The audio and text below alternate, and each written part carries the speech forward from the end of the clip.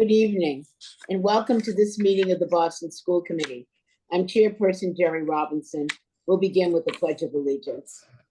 I pledge allegiance to the flag of the United States of America and to the republic for which it stands, one nation, under God, indivisible, with liberty and justice for all.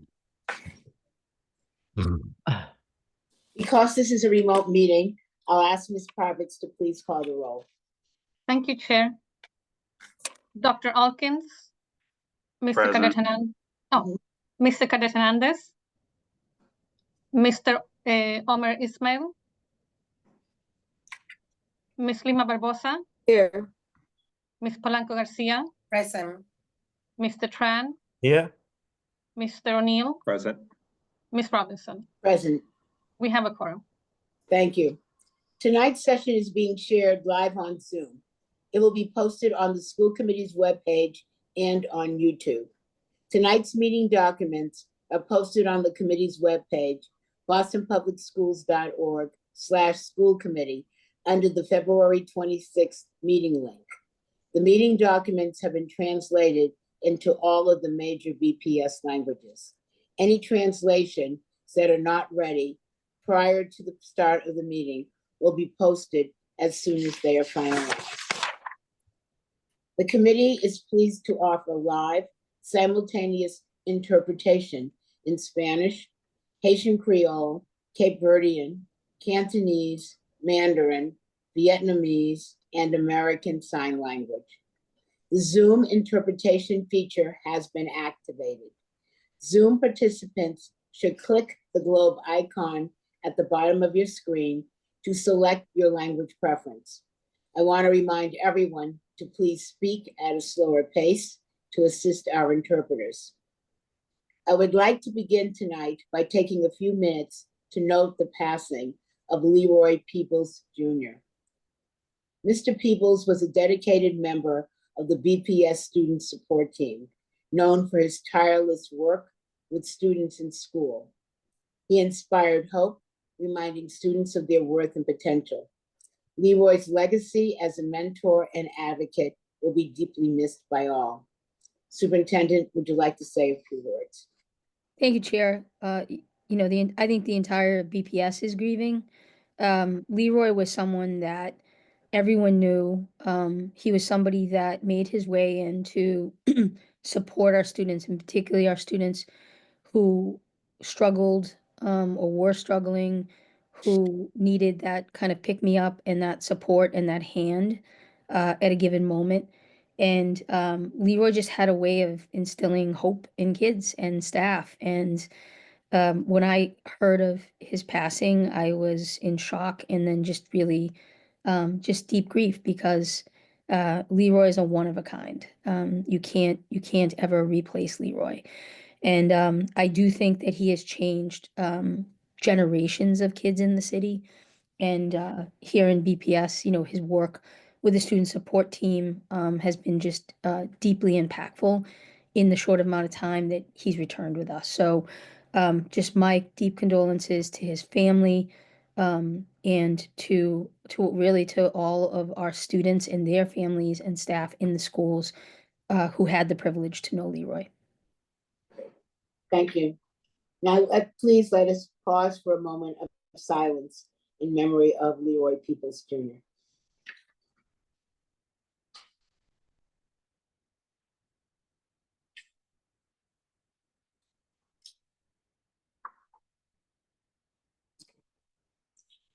Tonight, we are proud to honor 16 very talented and dedicated teachers who have earned or renewed National Board certification.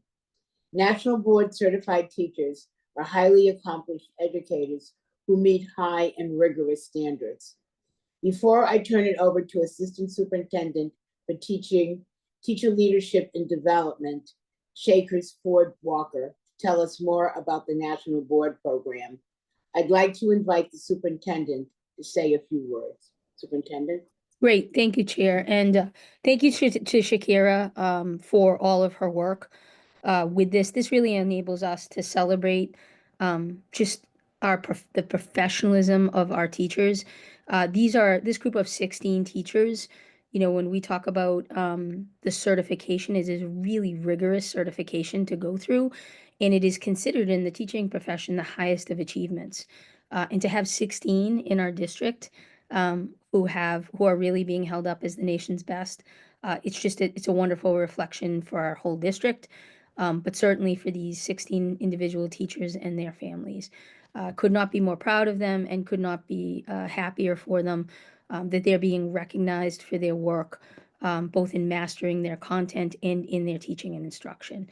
I also just want to thank Shakira Ford Walker for really working to support the program and to helping bring these kinds of opportunities to our staff. So thank you, Shakira.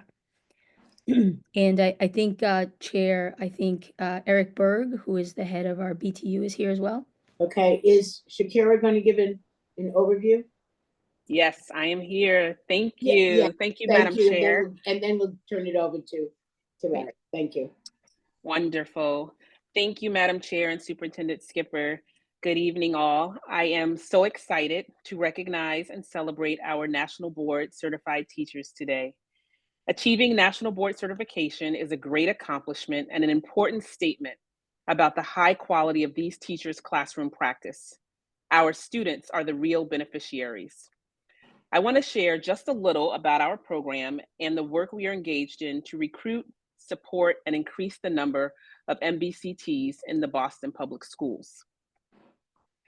National Board Certification was established by the National Board for Professional Teaching Standards to advance the quality of teaching and learning. It is the profession's vehicle for defining and recognizing accomplished teaching and for raising the standard of professional practice throughout America.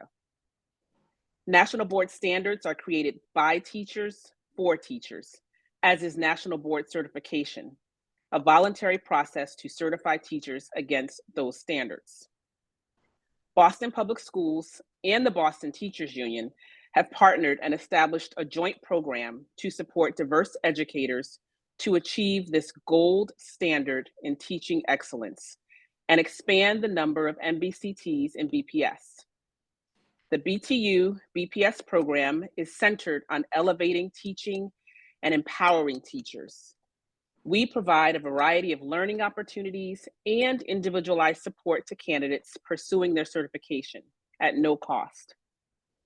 These supports include informational meetings, foundation workshops, seminars to support portfolio development, technical support with uploading components, and the opportunity to collaborate with MBCTs and other National Board candidates while completing their certification. These groups, led by MBCTs, support teachers to analyze and reflect on their practice, which results in deeper understanding of teaching and improved student learning. In order to advance our goal of increasing the number of MBCTs in BPS, especially our educators of color, and provide accomplished teachers with a leadership role, we recently added a new candidate support model. The newly redesigned model has expanded our capacity to support more candidates and engage more current MBCTs in the effort to grow our ranks in the Boston Public Schools.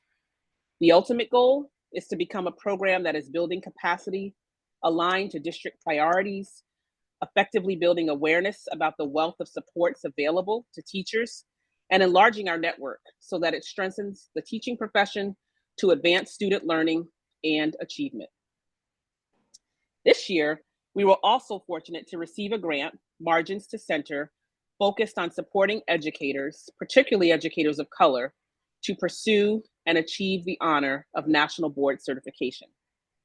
Through this work, we have been able to use this grant and its 12 program network to develop new systems and structures to strengthen our National Board program, and to design an innovative new professional learning opportunity in which teachers leverage the video-based reflection process of Component 3 to strengthen their teaching practice. We have over 100 educators engaged in the board certification process, 38% of whom are educators of color. That deserves a round of applause. We all know that no one person can do this alone, and I thank you, Chair and Superintendent, for the gratitude you extended to me. but I am incredibly grateful and fortunate to have an amazing and dedicated team of teacher leaders who provide tremendous support to prospective candidates on their board certification journey. I want to commend and thank the members of our National Board Leadership Team, M2C leaders, cohort leaders, and facilitators and readers for their tireless efforts to offer support for their colleagues around board certification, advance professional practice, and promote teacher leadership, all of which ultimately improves the quality of teaching and learning in our schools. Thank you, team. For more information or questions about our programs, please email nationalboard@bostonpublicschools.org. Thank you. I'm now going to turn it back over to Chair Robinson, who will proceed with our recognition ceremony. Madam Thank Chair. you. Thank you. That's very helpful. Eric Berg, President of the Boston Teachers Union, is here with us tonight for this special recognition. Mr. Berg, would you like to say a few words? I would love to. And I want to start out by saying thank you, Chair Robinson. Thank you to members of school committee, Superintendent Skipper, for the opportunity to talk. And congratulations to all of you who have achieved National Board Certification for the first time, and those of you who have maintained your existing certification. It's an incredible accomplishment.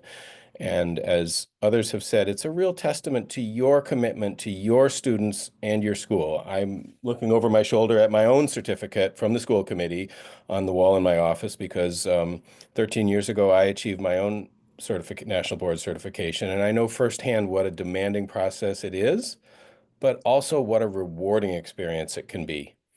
You've demonstrated how well you know your students, what their needs are, and what you need to do to meet all of those learners' needs, because National Board Certification ultimately is about knowing your kids, knowing what they need, and being able to provide it. And as Shakira said, it is the kids who benefit. The BTU has been proud to partner with BPS for the past decade on the Candidate Support Program, contributing resources and staff time to this important initiative. I'd like to thank Shakira Ford Walker and Paul Tritter for their work on the program, along with all of the leadership team members over the past year, and the current NBCTs who work as mentors for people working towards certification. And from the BTU's perspective, we participate because we know the transformative nature that National Board Certification can have on a teacher's practice and on a school community. And when teachers engage in the process in a group through the candidate support process, it really has a multiplying effect on what capacity, skills, and mindsets National Board Certified teachers can bring into a school community, which can really transform that school, not just for the kids in their classrooms, but classrooms throughout the school. So once again, congratulations to all of you, and look forward to hearing about the great things you're doing on behalf of your kids this year and in the future. Congratulations. Great. Thank you. I will now introduce our teachers. When I call your name, please turn on your camera. Congratulations to the following teachers who recently earned or renewed National Board Certification. Stephen Benjamin, who unfortunately is not attending this evening, from the Dearborn STEM Academy. His area is literacy, reading/language arts, early childhood and middle childhood. Jessica Delaquila of the Edward M. Kennedy Academy for Health Careers in Social Studies, History, Adolescence, and Young Adult. Congratulations. Inarika I.G. Mofer, I'm hoping I'm pronouncing that correctly, from Up Education Network, Exceptional Needs Specialist, Early Childhood through Middle, Young Adult, Mild, Moderate Disabilities. Congratulations. Kayla Holmes of the Ellison Parks Early Education School, Generalist, Middle Childhood. Jenny Jacobs, English High School, English as a New Language / Early Adolescence through Young Adulthood. Congratulations. Julie McCarthy, Charlestown High School, English as a New Language / Early Adolescence through Young Adulthood. Congratulations. Allison Mulcairns, Henderson Elementary School, exceptional needs specialist / early childhood through young adulthood. Congratulations. Christine Nelson, again not attending, from the Gardner Pilot School, exceptional needs specialist, early childhood through young adulthood as well. Kathleen Powers, Henderson Elementary, generalist / early childhood. Congratulations. Douglas Wilson, Edward M. Kennedy Academy for Health Careers, mathematics / adolescence and young adulthood. Karen Alward, who's not attending, from Brighton High School, English Language Arts, adolescence, young adulthood. Christy Reich, Brighton High School, English as a new language, early adolescence to young adulthood. Arlen Madsen Bond, McKay K-8 School, English as a new language, early and middle childhood. Kristen Cacciatore, Charlestown House School, chemistry to adolescents and young and adult. Amber Kalakar, sorry, Kalakar, thank you. From Mason Elementary School, generalist early childhood. And lastly, Carolyn Ballou from Binka, English as a new language, early adolescence through young adulthood.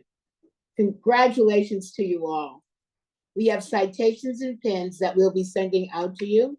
Congratulations again, and thank you for raising the level of excellence in your school. Thank you. Thank you all. Great. Okay. We'll now begin with the approval of minutes. I will now entertain a motion to approve the minutes of the February 5th and February 13th, 2025 school committee meetings as presented. Is there a motion? So moved. Thank you. Is there a second? Thank you. Is there any discussion or objection to the motion? Hearing none, Ms. Parvex, will you please call the roll? Thank you, Chair. Dr. Alkins, Mr. Cadet Hernandez, Ms. Lima Barbosa, Yes. Ms. Polanco Garcia, Yes. Mr. Tran, Yes. Mr. O'Neill, Yes. Ms. Robinson. Yes, The minutes are approved. thank you. We'll now move on to the superintendent's report. I present to you our superintendent, Mary Skipper. Wonderful. Thank you, Chair. And that really is a wonderful way to start the school committee. So a couple of quick follow-ups. One is on the Transportation Advisory Council. You may remember that those of you who listened to public comment during the December 18th meeting, you'll remember that one of our students from the Josiah Quincy Elementary School, he was a 5th grader, Ian Chan, that he gave testimony that was very insightful about transportation and what might improve it. He talked about his own personal experience in BPS and really gave us some great feedback. And I remember that Dan Rosengard, who is our executive director of transportation, we were both like, we've got to get that student's idea. So I'm happy to report that we offered and Ian has accepted an invitation to join the BPS Transportation Advisory Council, or what we call TAC, TAC, the forum for students, families, and community partners to discuss transportation-related issues and solutions. He attended his first meeting a few weeks ago, and I heard that he did just as great a job in putting forward some great solutions. And we really look forward to continuing to encourage our students to have voice and participation, and Ian is just a wonderful representation of that. I'd like to take a few minutes to just provide you with the Second Transformation Schools quarterly update for school year 24-25. Just as a reminder, the Transformation Schools updates to the committee are part of the requirements within our SIP, or our Systemic Improvement Plan. The first and third quarter updates are in-depth formal reports, like the one that we gave to school committee on October 23rd. The second and fourth updates, like tonight's, are included within the superintendent's report and will return to give the more in-depth third quarter report on April 16th.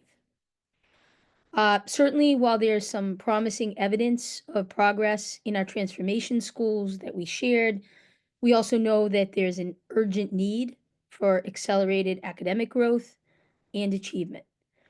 We're continuing to capitalize on where we've made gains and working to spread those best practices and successes across our transformation schools. We're moving in the right direction, but have much more work to do. We continue to strategically focus on our quality school plan development and implementation, as well as the expanded use of high-quality instructional materials matched by strong instructional practices through the regional networks. In the coming weeks, members of my team and Executive Director of District and School Transformation, Mike Sabin, he's here as well tonight. He'll be working with you to schedule an opportunity for you to go out and do some school visits with him and to be able to see the work in action in our schools and classrooms and speak directly to our educators. This is really our attempt to have you be able to see the work live and be able to have the chance to ask questions about what you see, which will offer, I think, a solution to deeper conversations, understanding that in-person visits allow you versus just the presentations that we've been giving. So we're excited about that, and that is to come. I wanted to share a few bright spots, of which we always have many, and it's which ones to concentrate on. So the first is, for the first time, BPS high schools are participating in an exciting opportunity for the district, which is the 2025 Aspen Challenge. You will hear more and more about this. You'll see more about this within the city. First of all, it's just an incredible honor and opportunity for our students to work together in this challenge to address a problem or an issue facing our city with the potential for bringing their solution to a national stage. For those of you who aren't familiar with the program, I'll give just a little background. The Aspen Challenge is an educational opportunity for urban high school students focused on social change, funded by the Bezos Family Foundation and the Aspen Institute. Teams of, just to give a sense, there's been 13 other districts and cities that have hosted. This is the first time ever. Boston and BPS will host. Teams of 8 students from 20 different BPS high schools are taking on social issues or challenges and creating a solution over 8 weeks that will be presented to a panel of judges at the Solution Showcase. And everybody will get an invite to that. 3 teams ultimately will be chosen as the grand prize winners, and they'll attend the Aspen Ideas Festival in Aspen, Colorado in June.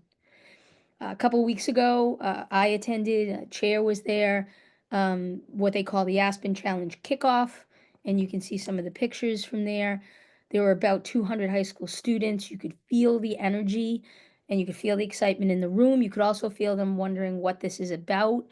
And so it was really a day of them hearing from students from other districts that had participated and won the competition, being able to see videos of students as they were going through the competition, and then hearing from the different challengers who were bringing a particular social issue to the table to solve.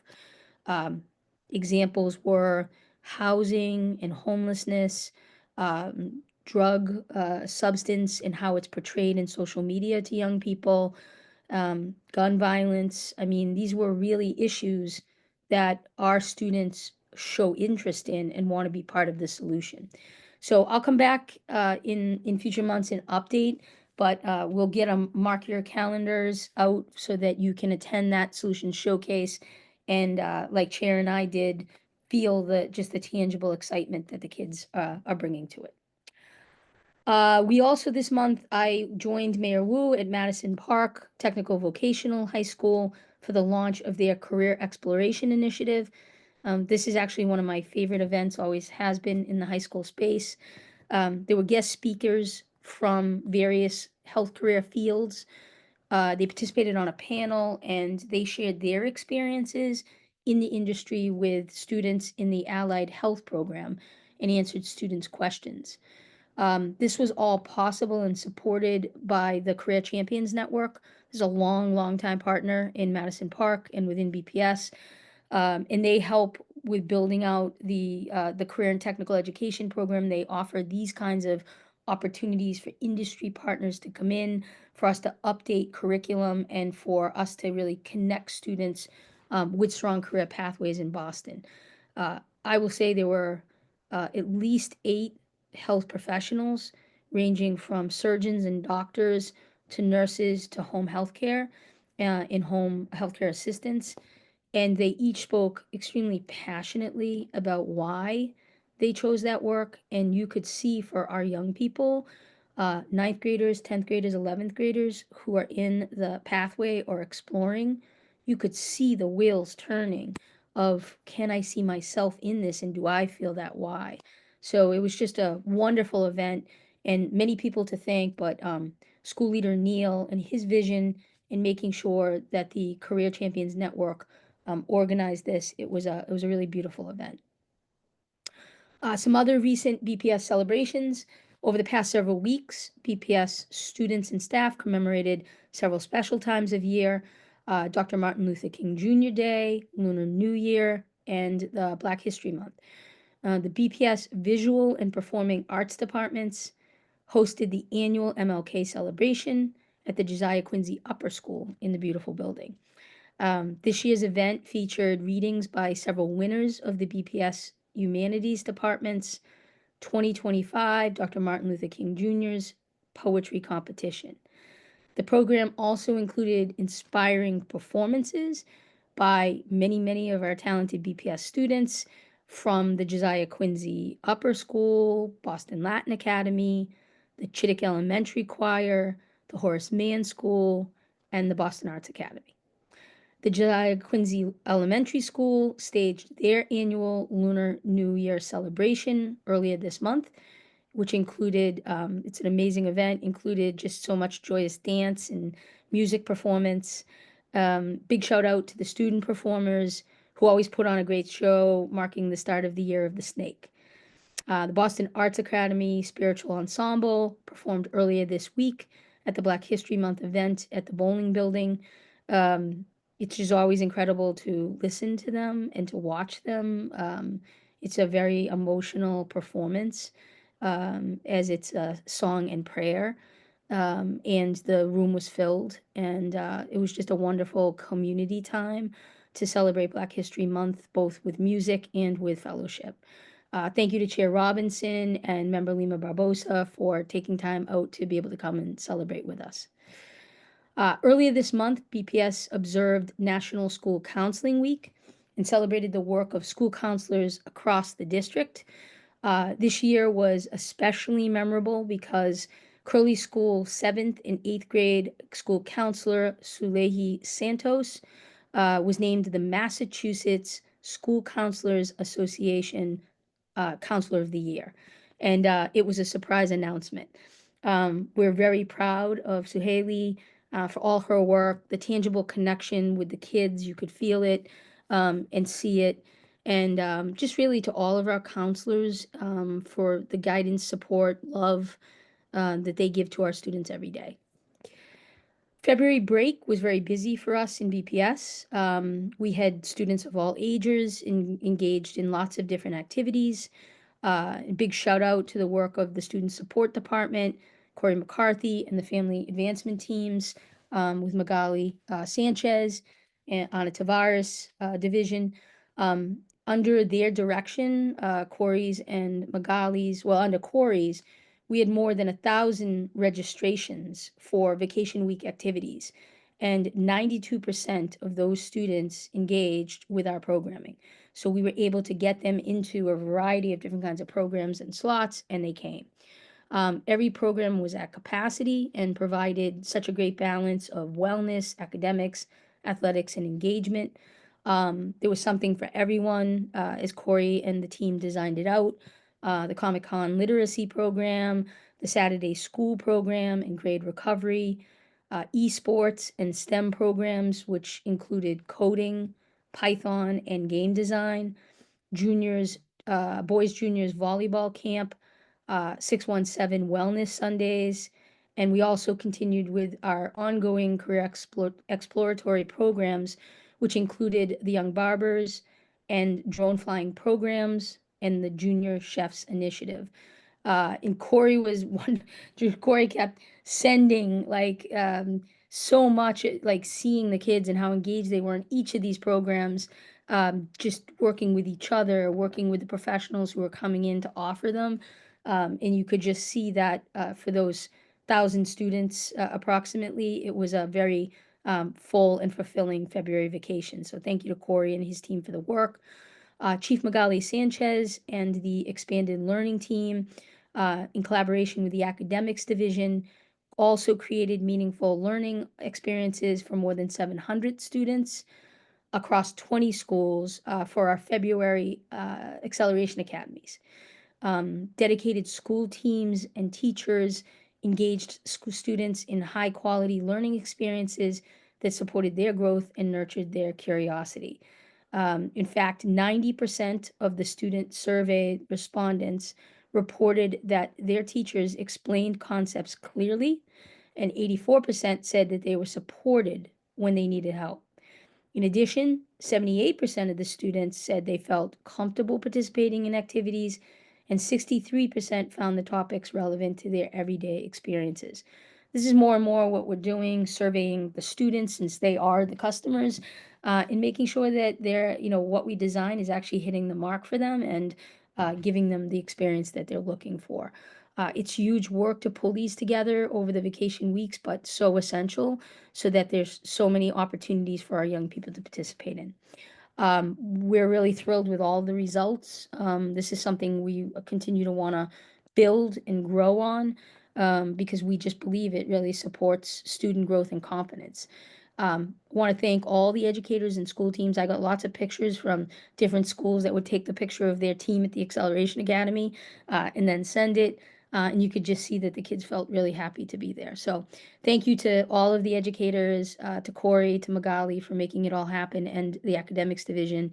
And we'll look forward to continuing the momentum as we go into the April Acceleration Academy. Quick athletics update. So I'd like to close with a few congratulations.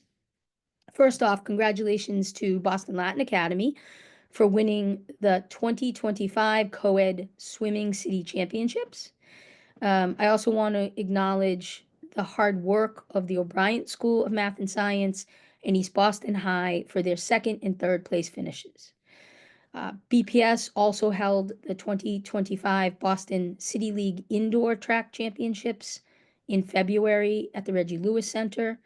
The regular season conference champions included the Latin Academy Dragons, the O'Brien Tigers, Boston United, and students from Snowden, Fenway, and Dearborn, just to give some examples. Boys basketball, this is the city tournament. It's always really lively. Congratulations to two of the outstanding basketball teams for winning the City League Championship, which was played at Madison Park last week. The Dr. Albert Holland School of Technology boys prevailed over English High School. The 12-0 Bulldogs defeated the Eagles 71-49.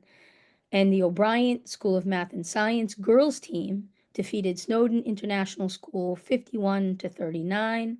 The Tigers' victory was under the leadership of head coach Shalise Smallwood, an O'Brien alum who was on the 2004 City League Championship team herself. So congratulations to Shalise and to the Tigers. Again, just a lot of fun. The tournament's a great thing if you've never watched it. A lot of fun. Lots of energy and lots of bright spots. So, Chair, that concludes my report. Happy to take questions. Thank you, Superintendent. Now open it up to questions from the committee. Dr. Alkins. Thank you, Superintendent. I caught the the end of that. So really just one question and a comment. The academics division, I know we were doing some of this with the summer programming. Just curious how we're tracking the students who are attending these acceleration academies and how we're able to draw some comparison for those that are attending. What do their outcomes look like as a way to sort of talk to families to say, look, here's what the Acceleration Academy really can do for your student or for your child in terms of academic performance. So I'm curious about what the academics division is doing there. And then the comment is just more of I saw in those pictures, particularly for the Holland School. Obviously, this is very fresh. I'm curious as to when we might see mock-ups for the new uniforms, because and those are coming. So I'm very curious as to what this might be like. Yeah, so we'll have to check in with ours on that one. I don't have an answer on the uniforms, but I agree that it's exciting. There's lots of energy going on at the Dr. Holland Tech School, and so I'll try to get an answer for that one for you. I think actually, Mike Sabin, if you want to just jump on the Acceleration Academies, we do a lot relative to transformation schools. And so a part of that process is identifying students that we believe would benefit from attending. So we do that at the school level very granularly. And then in terms of like pre's and posts, those become part of the work that we do at the school. In general, we've seen that, you know, it wasn't something we had tracked previously, but starting about a year and a half ago, we've become much more attuned to both performance for the students' outcome on things like MAP and standardized testing, as well as attendance. And so that's really like kind of built momentum as to who we offer the slots for, and then making sure we're getting kids that we believe could benefit. But Mike, is there something else you want to add? Thank you, Superintendent. Good evening, everyone. I don't think I have much to add other than we're excited to track the impact of the Acceleration Academies, and it was great to visit them during the week and see the kids so engaged. It seems like the programs went quite well. We'll be more carefully tracking academic outcomes this year than in some of the past years, so we look forward to hearing and learning about that. And as I guess as a follow-up to that, because there's so much focus, particularly with transformation schools, are we seeing the Acceleration Academies as any way to think about our chronically absent students? Like, do we find that the Acceleration Academies really do support that particular demographic for us? I think that's a great question, and it's a dilemma as well. It is an opportunity to really strengthen relationships above all, as well as strengthen some academic skills. And those are both things that can contribute to chronic absenteeism. But the dilemma is that vacation attendance can be a challenge for kids that have chronic absenteeism. So there's a tension between focusing on the chronically absent students and focusing on other students that may also need attention and relationship building, who have much more likelihood to attend the whole week. Yeah, I will, Dr. Elkins, I will say that the programs that Corey has structured that I read off, a strong basis for those programs is that we've identified students who are chronically absent, and Corey and his team have really tied it back at the school level to recruiting students so that we get them back in. And so oftentimes that can be after school, it can be vacation, but he's also done like a lot of programming on Saturday and Sundays.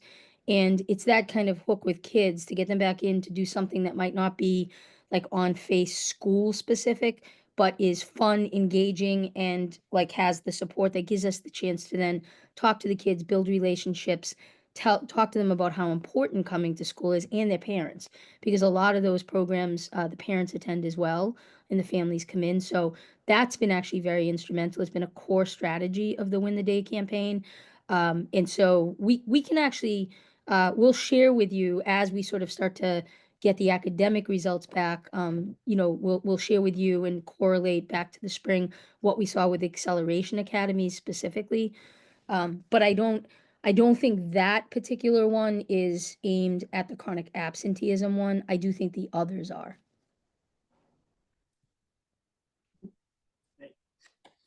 before we move on to the next person, I was remiss and left out a piece that I wanted to remind you of. You can see that our friend the timer is back on the screen with us. And what we're trying to do is to remember that each member will have 5 minutes to ask their questions per round. That doesn't include the responses from the district, so that you will have 5 minutes to ask questions. And then if we need a second round, we will do that. Okay. And then to make sure that your questions are on topic, related to the, in this case, related to the items in the superintendent's report. Okay, Mr. Cardet Hernandez, welcome. Thank you. Sorry I was late. And I'm taking the call from a taxi until I'm in person. But so I think I missed a transformation school update. So I look forward to seeing the presentation later. I do have a question. I think it's building off of Dr. Alkin's point. We have asked for a few years about the acceleration academies and their connection to student outcomes. I think as we're also in budget season and we're making decisions around what we're funding, this is a really important one. I'm curious, what exactly are you tracking and sort of what's the pre and post that you'll be able to share with us? As you mentioned, we're paying closer attention to student outcomes in the process. Yeah. Mike, did you want to just, I'm happy to talk as well, but do you want to just start from your piece with the transformation schools? Sure. I'm not on the team doing the specific analysis, but there are pre and post tests which are more about student perception and student experience. And then we'll be correlating performance on the standardized assessments, MAP and MCAS, to study whether the Acceleration Academy has an impact on those more standardized scores as well. And we're hopeful and anticipate that they will. That's DESE's priority, and that is ours as well as the kids having a relationship building and enriching experience. Yeah, and I would just add that I think part of why we were sharing the survey questions is that we're also trying to get the student experience, recognizing that if students don't buy in and they don't come, or they come a fraction of the time, it's very hard to measure the actual outcome. So we're trying to approach it both quantitatively with the pre and the post, but then also, looking at the student experience side. Same with summer. And then is it just like global MCAS overview? Or, I mean, given that it's a week, it's like, how many skills can you focus on during that time? Or like, does the design of the program have like a skill focus that then is being measured, right? Like, what's the precision that we're offering in relationship to what we're doing? That's a great question. Turn left on P Street Northwest. We did not mandate a certain substandard because the different programs are different and the schools are different, but we'll both be looking globally, and schools were asked to identify a set of standards they were prioritizing. So each school is able to look more narrowly at what they prioritize during the February and April week. Yeah. Great. It would be good, maybe this is something we think about for the next break or even for summer, but even if we recognize that schools are focusing on different skills, that like those become the thing we're measuring against. So suggestion for the future. Thank you for the answers. Anyone else?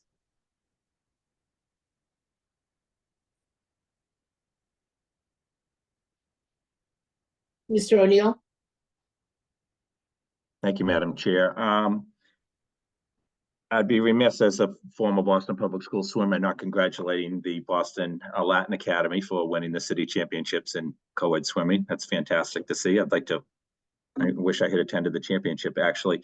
More importantly, and to keep on topic with the superintendent's report, Superintendent, when I think about the agenda tonight and the agenda for our next meeting, which is March 20th, and all we have before that is a budget hearing.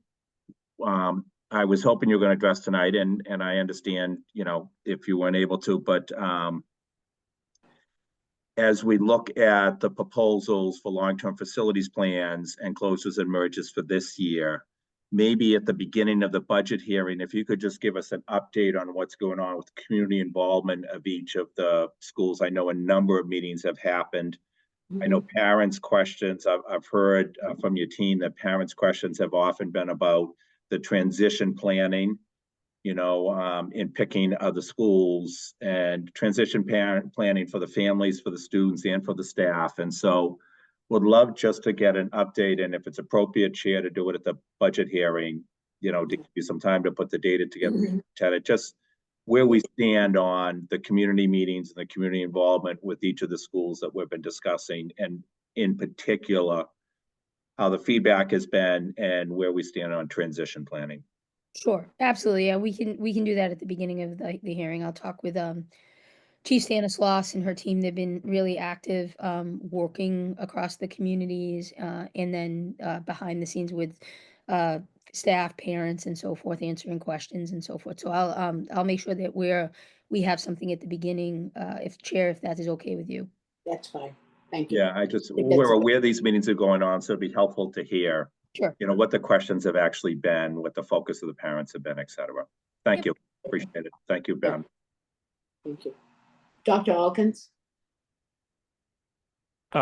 Yes, and this is actually building off of something Mr. Cardet Hernandez said, and I'm trying to think about a way in which we do this, because I know some people are recording everything that goes on here at the meeting. I feel sometimes when we ask for information, it kind of falls by the wayside in terms of like the date. Like we say, we're going to give you this data.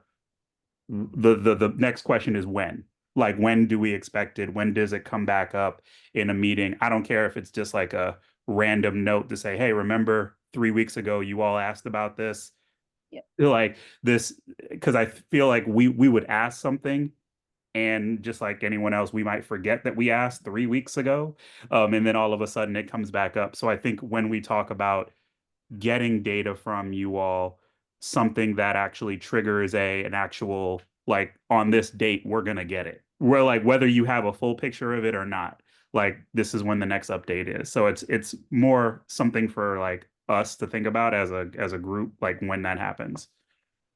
Sure. Yeah, no, I think it's a great suggestion. Generally, our team will follow up when there's like an ask at something that we do have the information already. I think where it's future looking, to your point, like that's where it can get lost in translation. So, suggestion would be, Mike, for your presentation in April, that you fold in as much as you can. And then for anything that's toward the end of the year, that we make note and make sure that by, the time that we have other assessments back, which for us would be the fall, we would do some kind of comparison of those that did February, April, and what that meant in the testing cycle, like kind of like we did last year. And then if whatever you have for April, you can share. Thank you. Ms. Polanco Garcia? Where did you go? You were there. Oh, there you are. English channel. Thank you, Madam Chair. Thank you, Superintendent, for the report. Yo quiero felicitar a los educadores por esta premiación, por obtener este certificado. Thank you very much, Madam Chair, Madam Superintendent, for the reports. I would like to congratulate all the educators for getting this National Board certification. Sí, yo creo que estos educadores, bien merecido, buen trabajo por dar la milla extra. Y esto beneficia, tanto como lo beneficia a ellos, porque es un reconocimiento desde mi punto de vista, pero también a nuestros estudiantes que tienen maestros que han ganado la excelencia. So I do have to appreciate the fact that they go the extra mile for whatever they do. So it's a personal recognition for them, but equally it's a double benefit or a dual benefit for the students, considering the excellence by which they do what they do. Y en ese sentido, mi pregunta es, estoy curiosa, me gustaría saber si estos maestros reciben un incentivo extra, reciben un aumento, ¿cómo lo premiamos? Esta excelencia, ¿cómo son premiados, aparte de este certificado? So my question is, how do we compensate this excellence? Is there an additional incentive? Is there an additional compensation? How are they being incentivized for their excellence? Out of curiosity, I wanted to ask that question. I believe that there actually is for the national board. I don't know if Francis is on this and could, but I believe that there actually is within the CBA. We'll get that information for you. Yes. Ah, thank you. Yo creo que sería como bien valioso que esta información se pudiera saber públicamente porque incentiva a otros maestros también. It will be very beneficial, Madam Superintendent, that this information is publicly available, because that would be an incentive for other excellent teachers as well.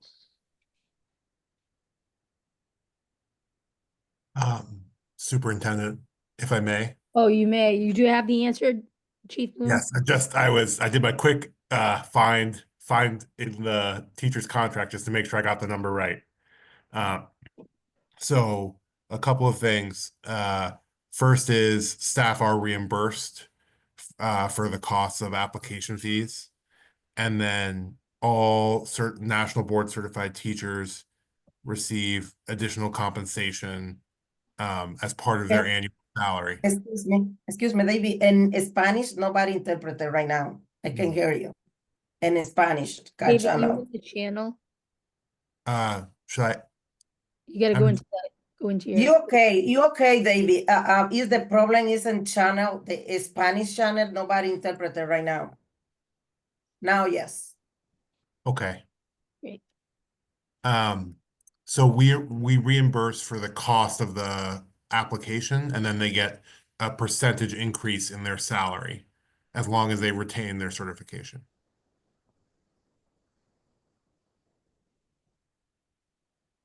Did you say, David, did you indicate how much of an increase? Oh, sorry. It's a 4% increase. There you go. Yep. So on 100,000, it would be 4,000.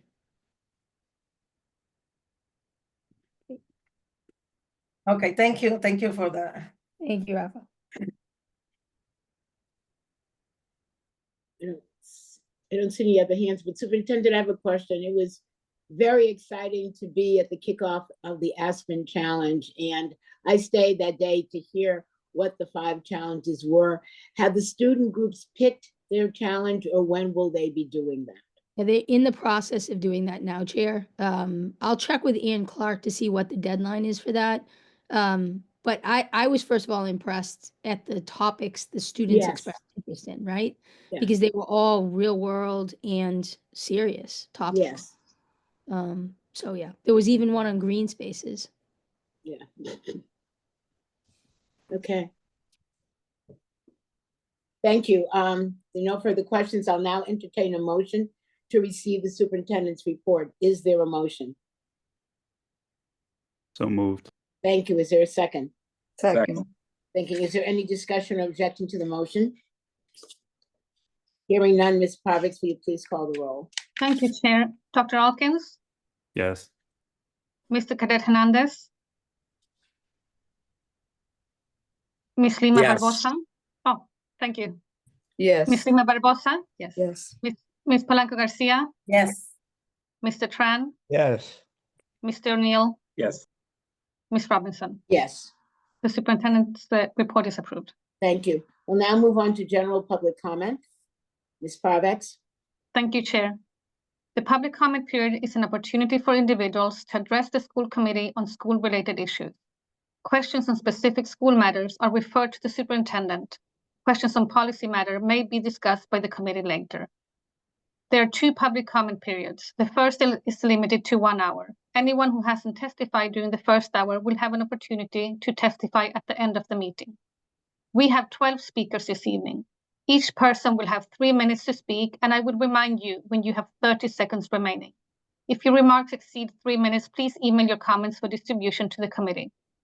Once you reach your 3 minutes, we will allow you to finish your sentence before moving on to the next speaker.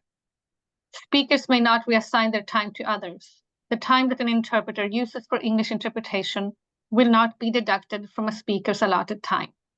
Please direct your comments to the chair and refrain from addressing individual school committee members or district staff. Please note, the comments of any public speaker do not represent the Boston Public Schools or the Boston School Committee. Please state your name, affiliation, and where you live before you begin. Please sign into Zoom using the name you registered with for public comment, and be ready to unmute and turn on your camera when it's your turn to speak. Please raise your virtual hand when I call your name. Please speak slowly so the interpreter can capture what you're saying. Our first group of speakers is Woodnica Germain, John Mudd, Deidre Manning, and Robert Jenkins. Woodnica Germain.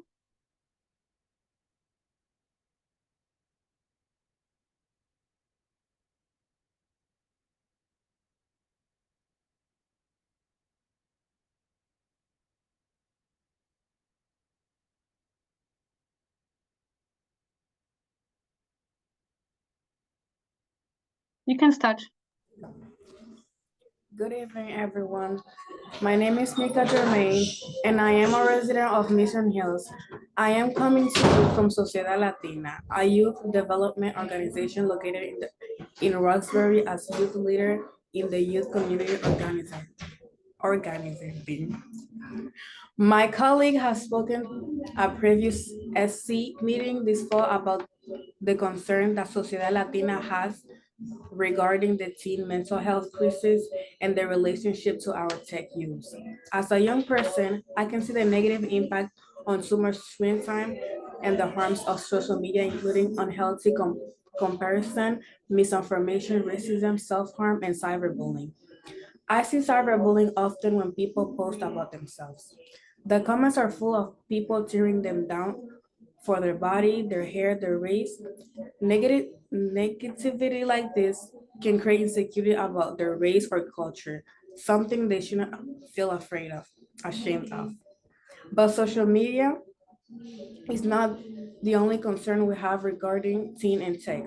With AI on the rise, misinformation and misunderstanding of this algorithm work is already spreading around the world. We are requesting that BPS provide workshop and take-ins in responsible digital citizenship across all schools in the district. Students should be learning how to spot misinformation, and parents should know how to best to support their kids with the challenges of digital age. Sociedad Latina is requesting that BPS create a community that includes students and parents and guardians and external organizations that work with youth to advise and audit the current BPS sales form policy. We need to understand what is working and what we need to continue improving. Finally, we can ask BPS begin to implement strategies from the Attorney General's new toolkit, cell phone and social media in school. Youth from Sociedad Latina were a part of making this toolkit. As Boston Public School students, their voice deserves to be heard. The first challenge that could be made of is something the toolkit says is so important: consistent enforcement of cell 30 phones seconds. across all school. BPS teacher and admin needs to be doing the same thing and sticking to it. While many adults may deny unhealthy relationship with their tech, we can all be hurt by the addictive aspect of being online. We can all do this better, teens and adults together. Thank you. Thank you very much. Our next speaker is John Mudd.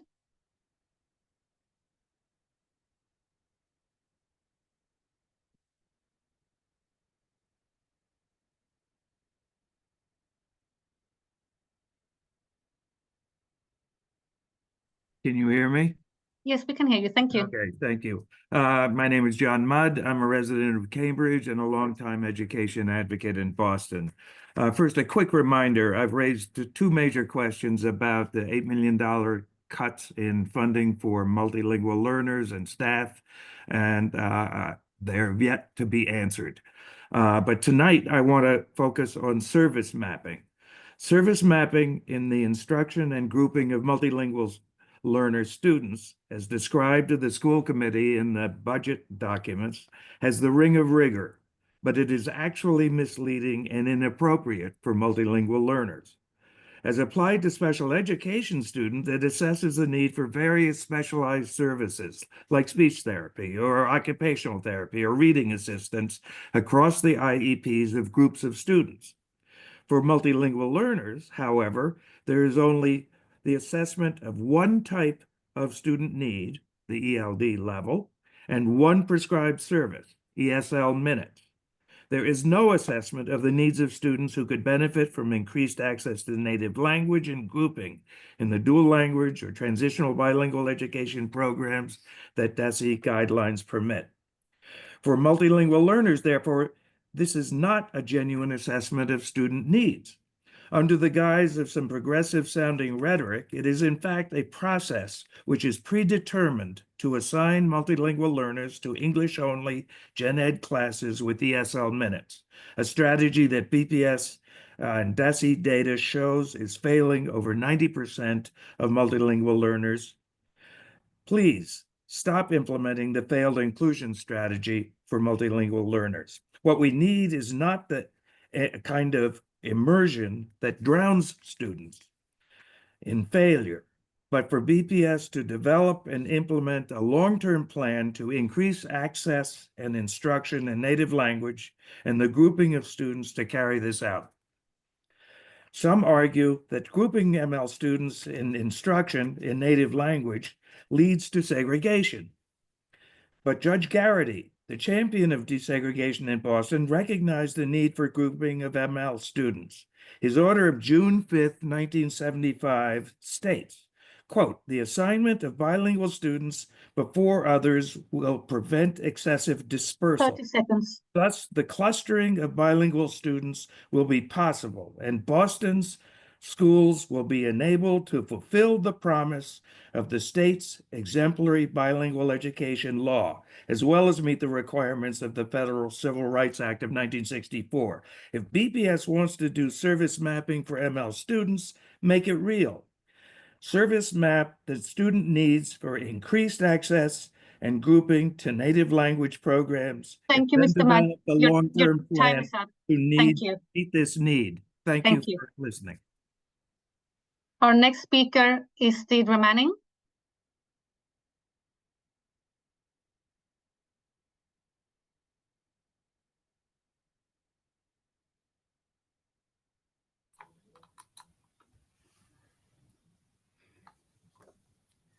Good evening. My name is Deirdre Manning. I'm a single parent of 2 public school students and a Dorchester resident. I have been speaking as part of public comment since 2021 when I first connected with the school committee about my concern around COVID testing and the lack of results, timely results. I followed up with many evenings testifying about the deplorable conditions at the Henderson, which sadly did not get better. But I want to take a moment while I'm on the topic of the Henderson to shout out to the 3 teachers who were mentioned earlier, 2 are current Henderson teachers, and 1, Kayla Holmes, who both my daughters were fortunate to be in a classroom with. She is truly an amazing educator. I did want to mention that she and her co-teacher, Miss Sarb, and that is an example of inclusion done right, during the pandemic had fundraised money so that every student in their class, every single month, would have an Amazon book delivered to them during the pandemic, which I think is pretty amazing. So I'm not surprised that she's earned this honor. I wanted to sort of touch again on the construct that's in place with the exam school policy that is specifically excluding certain students who are members of our community and residents of the city. As I've testified multiple times, there is a double penalty where both tiers and points are used to exclude these students. I think that they were primarily looking to target students in Charlestown, the North End, and West Roxbury, but they've also caught Dorchester students, which is a wonderfully diverse community, and those students are being excluded as well. I wanted to specifically mention to member Cardette Hernandez's point about specifically allocating bonus points directly to students in need. The district continues to state that they are unable to do this, but I can tell you from personal experience, because I led the effort to automate the low-income discount enrollment when I worked for the Department of Public Utilities, and I know for a fact that you can do data matching with public benefit roles, it automates the process and you can very easily identify students whose families are receiving these types of benefits.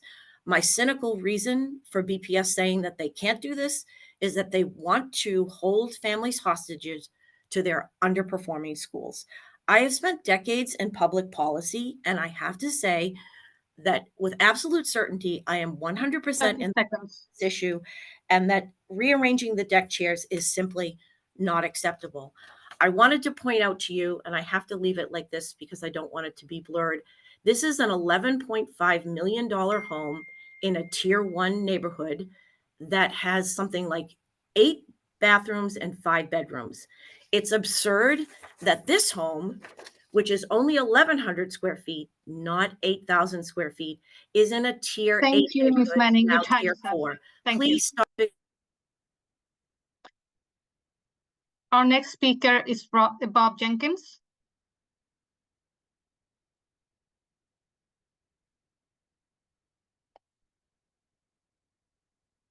Mr. Jenkins, please accept the prompt.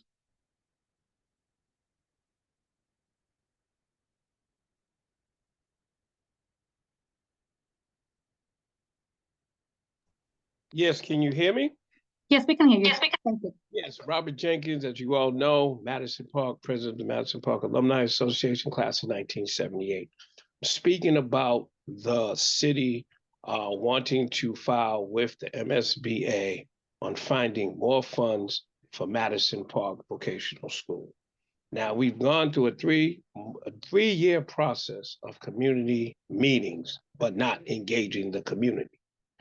At last, I'm not going to be very brief. Back in June of 2024, we were told that Madison Park, that BPS in the city of Boston were looking for swing space for the redesign of Madison Park, so that it could be a redesign. It could be a redesign of Madison Park. That's what we were told during the process of meeting with the architects, going through the whole development process. Now, lack of community engagement. We started off with 300 people at a meeting that included O'Brien, members, community, politicians, everybody, which is supposed to be done under the city of Boston. Supposed to make sure all the abutters, meaning anybody that lives in the vicinity of a major construction job, has got the right to come to community meetings. That did not happen. But fast forward, we're told now we go from a redesign process to a new building, in which a feasibility study was done that was relatively between 532 million to 800 million. So we go from redesign, new build, and now they're telling us it's stopped without any community input. The project is stopped. We have to start the process all over again with filing with the MSBA, in which the application has to be done in April, which is only a month away because March is right around the corner.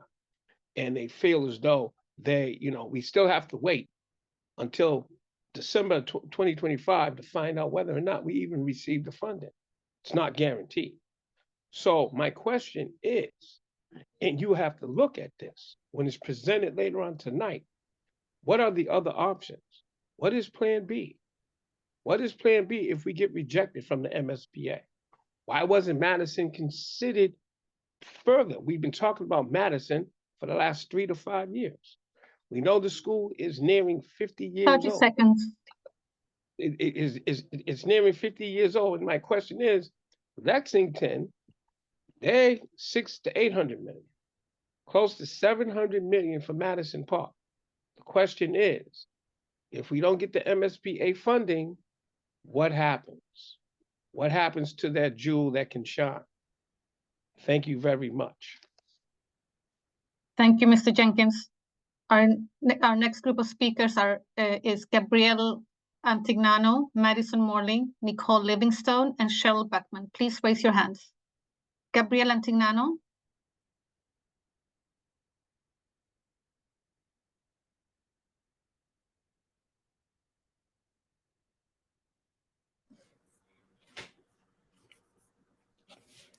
Thank you. You can start.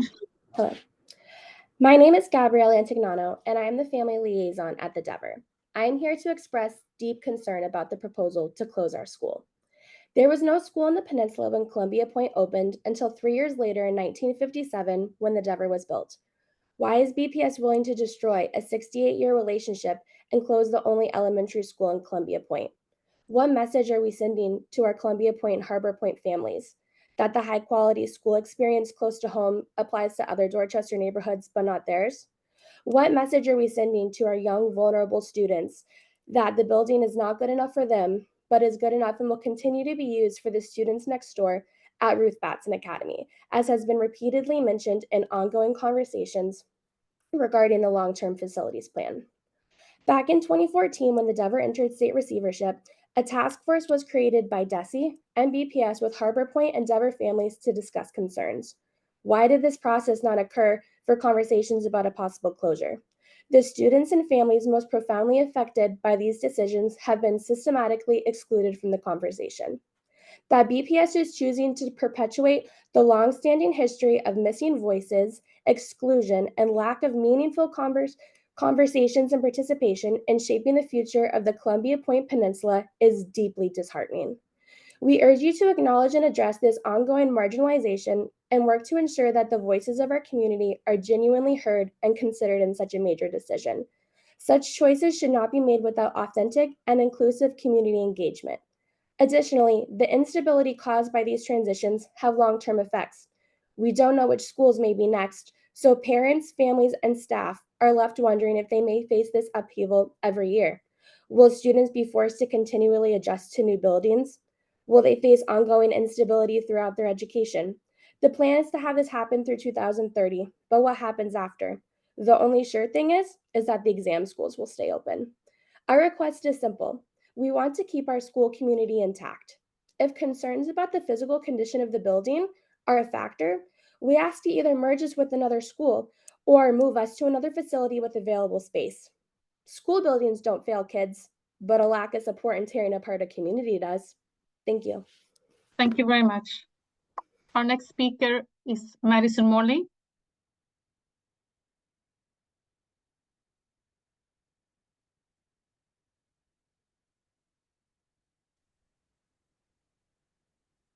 Good evening. My name is Madison Morley, and I'm speaking tonight on the proposed closure of the Dever. As a teacher at the Dever and a resident right here in Dorchester, I believe that closing the Dever Elementary School at this moment would be a devastating and unjust decision, particularly for our immigrant families who already fear for their safety in this political climate. At a time when the district claims to prioritize immigrant rights and protections, allowing the closure to proceed feels heartless and discriminatory. Beyond serving as a safe and welcoming space, the Dever provides an essential inclusion programs for both special education and English language learners. Our co-teaching model allows educators to provide more individualized support, ensuring students receive the attention they need to thrive and that their IEP and ESL goals are met effectively. If the Dever closes, students will not receive the same level of care and attention elsewhere because very few schools do inclusion done right. Most are still stuck in the outdated model of inclusion done cheap. Some of our inclusion students may even be forced into sub-separate classrooms due to the district's limited inclusion opportunities, an outcome that would be a significant step backwards in their growth and development. Not to mention the general education students who benefit from learning alongside their atypically developing peers. Parents are already expressing deep fear that their children will not find the same level of acceptance, support, and opportunity in another school, some even breaking down in tears at the idea of their child leaving the Dever community. Can you assure our families that their children will receive the same high-quality education and inclusion services if they're displaced? We are open to solutions that will allow the Dever community to stay together, whether that means keeping our school open, merging with another school, or relocating to a new school building. Our priority is preserving the strong relationships and progress we've built, especially as we continue the work that we started when we entered receivership 10 years ago. Please work with us to find a path forward that keeps our students, families, and educators together. Thank you. Thank you very much. Our next speaker is Nicole Livingstone.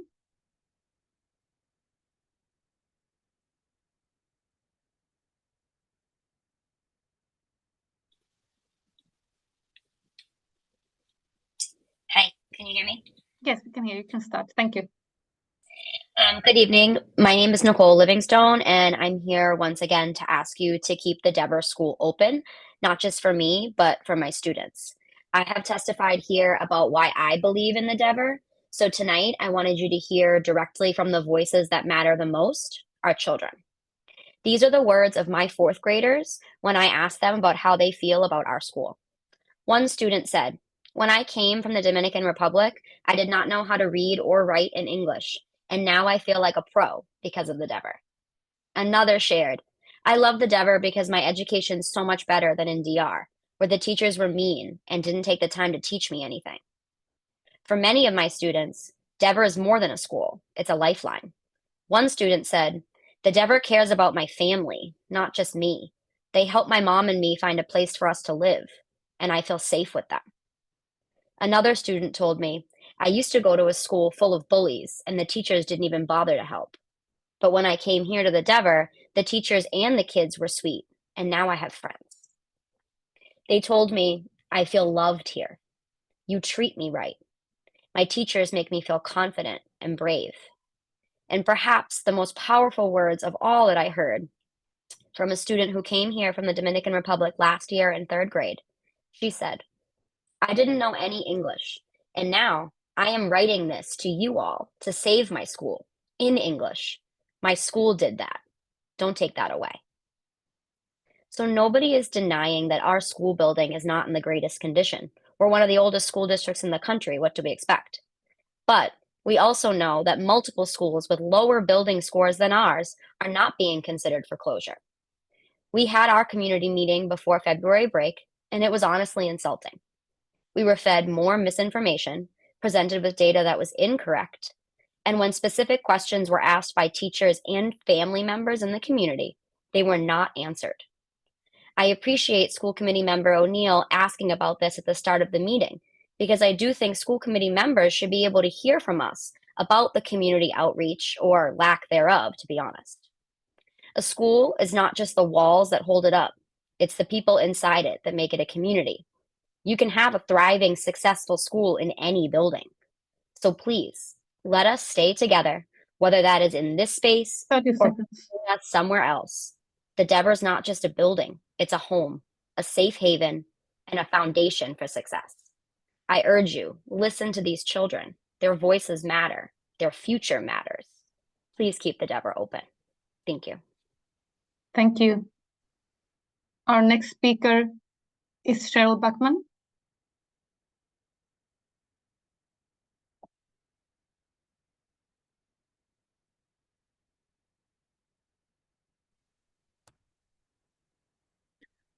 Good evening. My name is Cheryl Buckman. I'm a long life resident of South Boston, Dever graduate, and a current Dever parent. I stand for you today to oppose the proposed closure of the Dever School. The Dever went into receivership in 2014 due to ongoing struggles and challenges. After changing receivers multiple times, in 2020, the Dever made a huge change.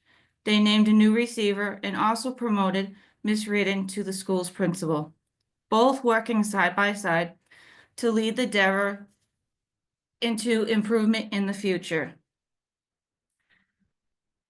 What makes the Dever so unique? It's home to the Dolphins. The Dever is the only school in BPS that has such a diverse culture. There are 14 languages spoken. The demographics are so deep. The Dever has a huge partnership with many local agencies, including the Denny Boys and Girls Club, to name one. 52 of its students ambitiously made growth on their DIBELS test this year. The staff at the Dever is highly trained in many different key areas. And it's the only school in 2021 to go full inclusion with a co-teaching model for grades K through 6. Also in 24, they dismantled their SEI program, allowing the Dever to fully embrace its inclusive model, ensuring all students learn together. The Dever's dedicated staff are deeply invested in their students' successes, often going above and beyond to provide the necessary support and create a nurturing learning environment. The Dever community is built on family. It has been for over 68 years. Why close a successful nearly capacity school with a high needs population? Why disrupt a thriving community? Why not just spend the money on either A, relocation, or renovate the building? Renovating the existing building would allow the Dever to continue serving its community without serious disruptions. Why would BPS want to close the doors on a school that serves so many students? Why would BPS go against their own data that they've proposed on their webpage?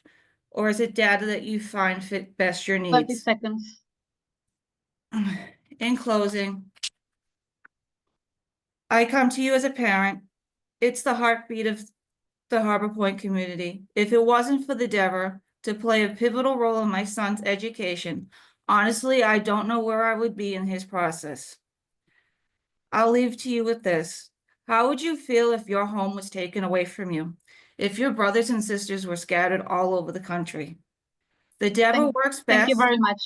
Thank you. Your time is up. Our next group is Mike Heischman, Haval Abdulrahman, Suleika Soto, and Rosie Brands. Mike Heischman.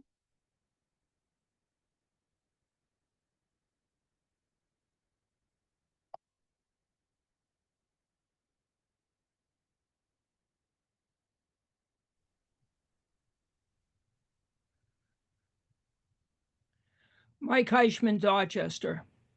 Creating and approving a budget is one of your most important tasks. Our children, their caregivers, and our community deserve a promise of a better future. This is a proposed austerity budget, which promises continued pain and suffering. Inadequate facilities, insufficient resources, and inexpensive policies trump quality and equity. I call on the school committee to pass a resolution today, calling on Mayor Wu to make a major increase of the funding of our schools. I stand in solidarity with the Devers, Mary Lyon, and any school that is resisting the destruction of their school communities. Ms. Skipper has broken the promise to create a comprehensive facilities plan. Additionally, these communities are resisting because the system has not provided them with plans for a brighter future. Both the Devers and Mary Lyon have effective inclusion programs. Ms. Skipper cannot afford to tolerate inclusion done right. The only schools that are threatened with closure are predominantly inhabited by Black and Brown children with a large population of multilingual learners and children with special needs. When was the last time a predominantly white school was closed against their will? Given that the Devers has worked so hard to escape from the purgatory of state receivership, it is disgraceful that the community has been told by Mayor Wu and Superintendent to go to hell. Inadequate facilities, insufficient resources, and inexpensive policies trump quality and equity. Thank you, John Mudd, for your February 13th testimony when you documented major cuts in the budget for our multilingual learners. He also documented how the department chooses inexpensive and ineffective policies. Thank you, John, for this evening's testimony. I'm in total agreement with State Stevens' campaign, which calls for major improvements for our multilingual learners. Inadequate facilities, insufficient resources, and inexpensive policies trump quality and equity. Our children, their caregivers, and our community deserve better schools. Thank you. Thank you very much. Our next speaker is Haval Abdulrahman.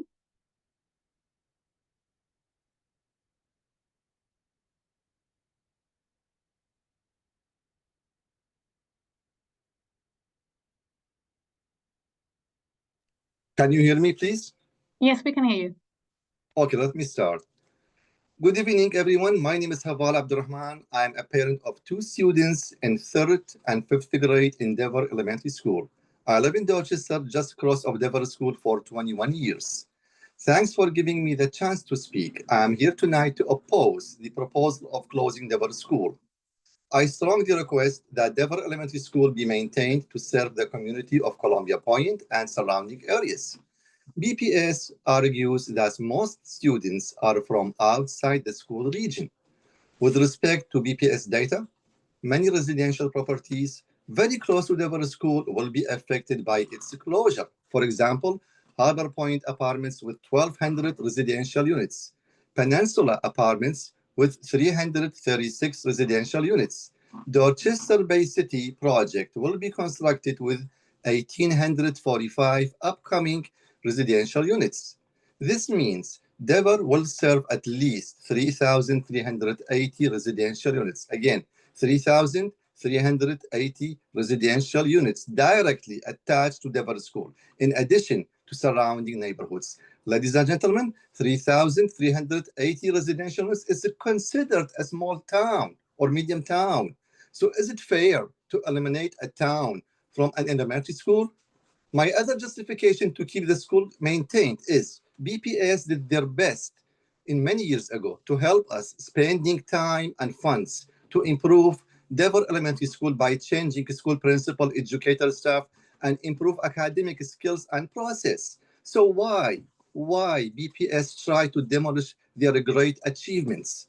Whatever have been done by BPS is highly appreciated. So whatever we have now with our professional, successful principal and educator staff, in addition to the great cooperation from the parent and the entire Devon School community, regardless of the existing condition of the school building, it is still sufficient to graduate successful students. Don't forget, Devon has a history of producing successful graduates, and currently students continue to succeed. This proves that school's condition is not barrier to quality education at all. My last statement, based on the above facts and based on the other testimonies from my friends, Devon School 30 seconds. has to be maintained to serve our community of Columbia Point and surrounding communities. Thank you very much. Thank you very much. Our next speaker is Zuleika Soto.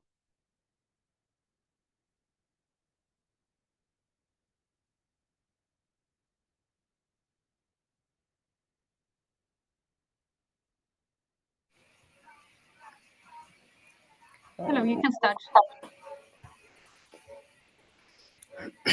Good evening, Zuleika Soto, BPS parent, South End. I'm here because the gaslighting from the district is deeply sickening, and the bigger pattern, it is so obvious. The so-called student outcomes-focused governance model BPS uses is just another tool for gaslighting, a strategy to make the community believe these harmful decisions, such as closures that you make, are what we want or ask for. We know better. Prime example, Mr. O'Neill, communities are not asking for transition planning. We want to be involved before anything happens. What the community wants to know are plans for which schools will be built, which will be closed, why, how, when, and who will be affected in the long term. If such a plan existed, the community could actually judge whether it would truly help children and prioritize equity before decisions are made.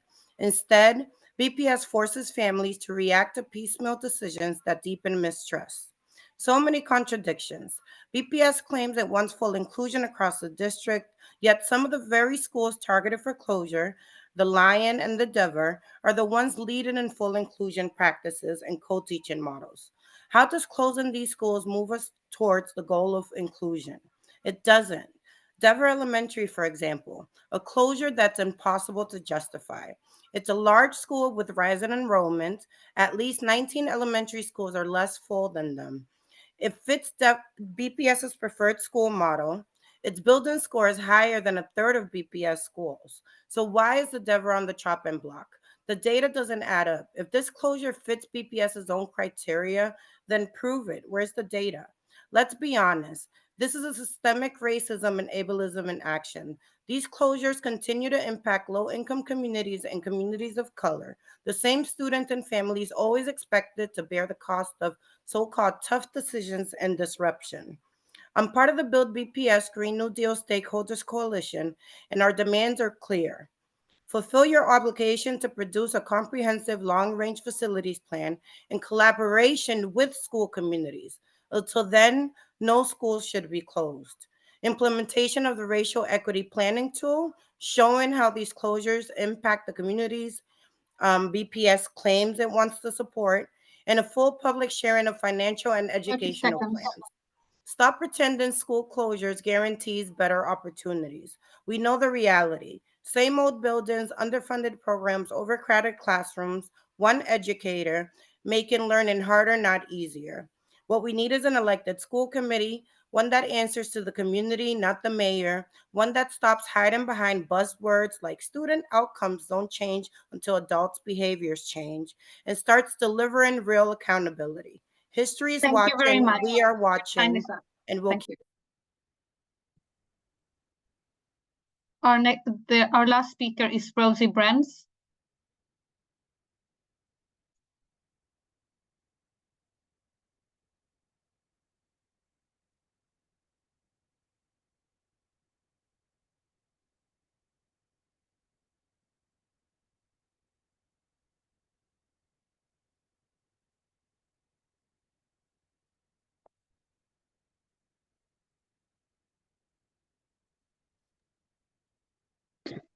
Hello, my name is Rosie, and I am a parent mentor for the Matta Hunt School. I have 8 children in BPS, and 4 of them have special needs. St. Stephen's Parent Mentor Program is life-changing, not just for me, but for the students and teachers as well. For example, there are a few multilingual and special needs students in my K-2 class who were really struggling to understand the curriculum, so much that some of them would act out in frustration.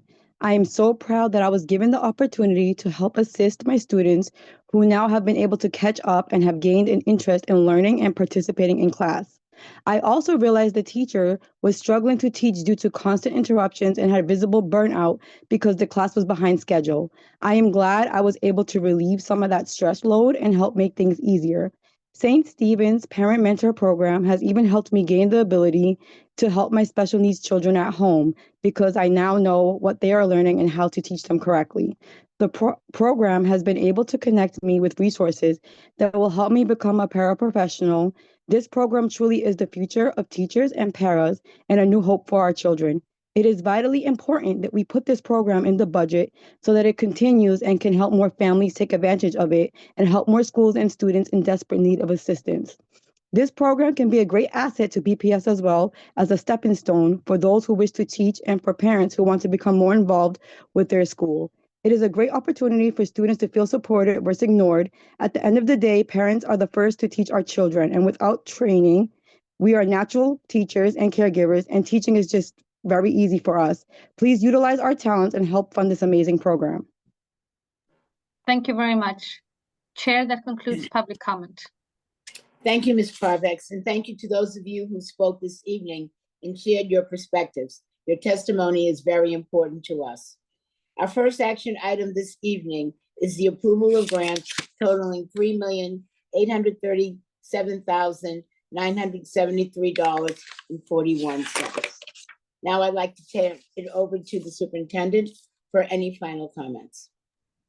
Wonderful. Thank you, Chair. So tonight, as Chair said, there are 5 grants totaling more than $3.8 million before the body. The largest is the Project Provide continuing grant totaling more than $2.5 million for school-based mental health staff and interns through behavioral health services, a partnership between BPS, UMass Boston, and Boston University to prepare school psychology, school counseling, and social work students to serve Boston youth. This package also includes a $1.25 million emergency assistance shelter supplement reimbursement grant, which serves 135 students who are homeless and staying at 3 local emergency shelters. The grant is the second year of a continuing reimbursement that supports programs that ensure students who are homeless enroll in and attend school and have racially equitable and culturally responsive opportunities to succeed in school. The remaining grants are a $53,000 Acceleration Academy grant, which will support April Academies at Ruth Batson, Brighton High School, Tech Boston Academy, and other previously funded locations. There's a new $30,000 FY25 Mass Fresh Grant, which will support the development of relationships with BIPOC farmers and promote understanding of food services. And a new $25,000 AI Exploration Grant to kickstart the district's integration of AI-driven solutions to support teaching and learning. So I would just ask, Chair, these are all wonderful grants supporting deeply work we've either already been doing or will continue. And I would just ask this committee's consideration with an affirmative vote.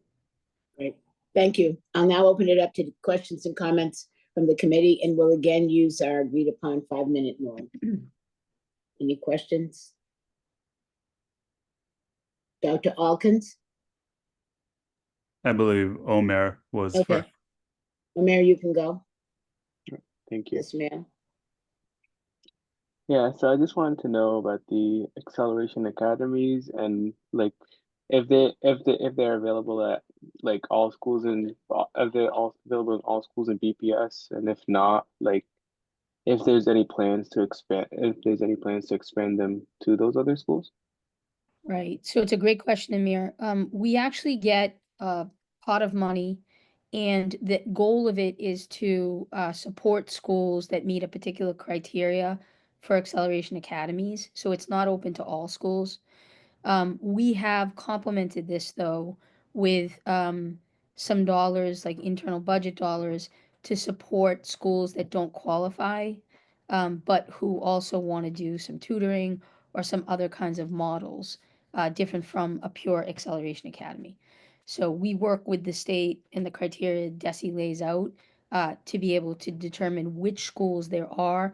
And then we look at criteria like past attendance in those academies, outcomes in those academies, the ability to staff the academies in making the determination of the final list. Chief Bloom, I don't know if there's anything else you'd like to add. No, I think you covered it.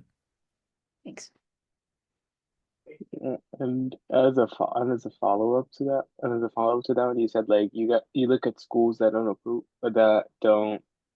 aren't approved for, that don't qualify for it, and I was wondering like if students from those schools could participate in those academies, or are they only available to students from the Ruth Batson or Brighton High or Tech Boston? Yeah. So the way that the DESE structures the grant is that there are for particular schools meeting a criteria. Because we did get interest from other schools in being able to either run programming or tutoring, we have to use different budget dollars to do those, not the grant dollars. But we try to accommodate the list of schools that do qualify based on the criteria with the acceleration dollars. And just one more question. I was just like wondering about the status for the shelters available for homeless students. And like any future plans that they have. So this is a continuation grant for us. So this is actually just allowing us to continue to support at 3 particular shelters. We would need to wait to hear if there's any additional support that might be given through the state in terms of reimbursement. Right now, this is what it's allowing us to support, is those 3 local shelters.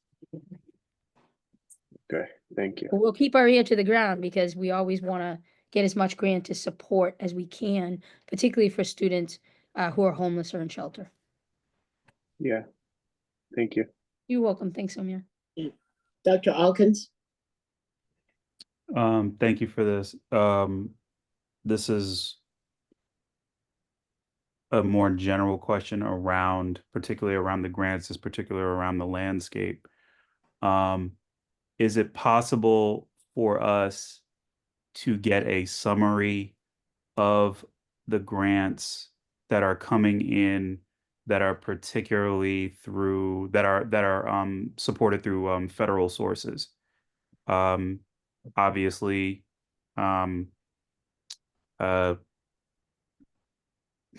speaking for myself, some abhorrent policies that are potentially compromise our most vulnerable students. And so I think as a committee, we need to have our eye on particularly as we're in budget season right now, which of our programs and which of our populations can be most impacted by changes that federal funding supports. So I think that's my first question. And then second, I'm curious if the folks at BPS are reconsidering and thinking about particularly like language as it pertains to how we're applying for federal funding and how we're doing all these things and how we're changing our practice to ensure that I guess that we are in as much alignment as possible so that we can continue receiving funding to support our students. So the first one, I think David and his team, Chief Bloom and his team, have been analyzing grants through the lens of what we believe to be sort of a different, like a leveling of risk. Those that would be highest to the lowest. I think, as you know, and have experienced like this, like the problem is the problem is that the information is often fractured. And so things are coming in just kind of sporadically, and then things get retracted. And so it becomes hard to sort of follow it. But we are developing that internal. We're also trying to work with our city partners as well to make sure that that information kind of coincides. Chief Bloom, is there anything else you would add?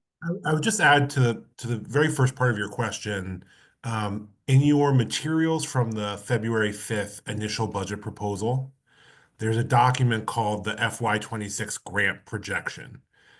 Now that projection doesn't account for anticipated changes in federal legislation or regulation, but what it does do is outline the grants we anticipate likely receiving in a typical year, whether or not they're what we would call competitive or entitlement.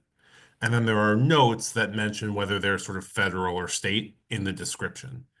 And overall, we are sort of at a high level, we're sort of more concerned about competitive grants than we are about entitlement grants, because competitive grants tend to be those that are easier for them to sort of change the competition, whereas entitlement grants tend to be a little bit more baked into the legislation. So I will just say, as we are continuing to do the analysis and collect more information and work with our legal team to understand what's happening, that grant projection document is a good baseline to look at to understand sort of the landscape that we're in.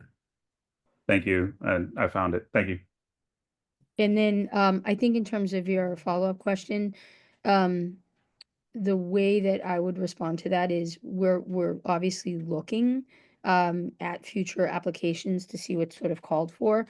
I think that part of the challenge is that a lot of the terminology that is being identified is actually core to who we are. And so I will leave it at that.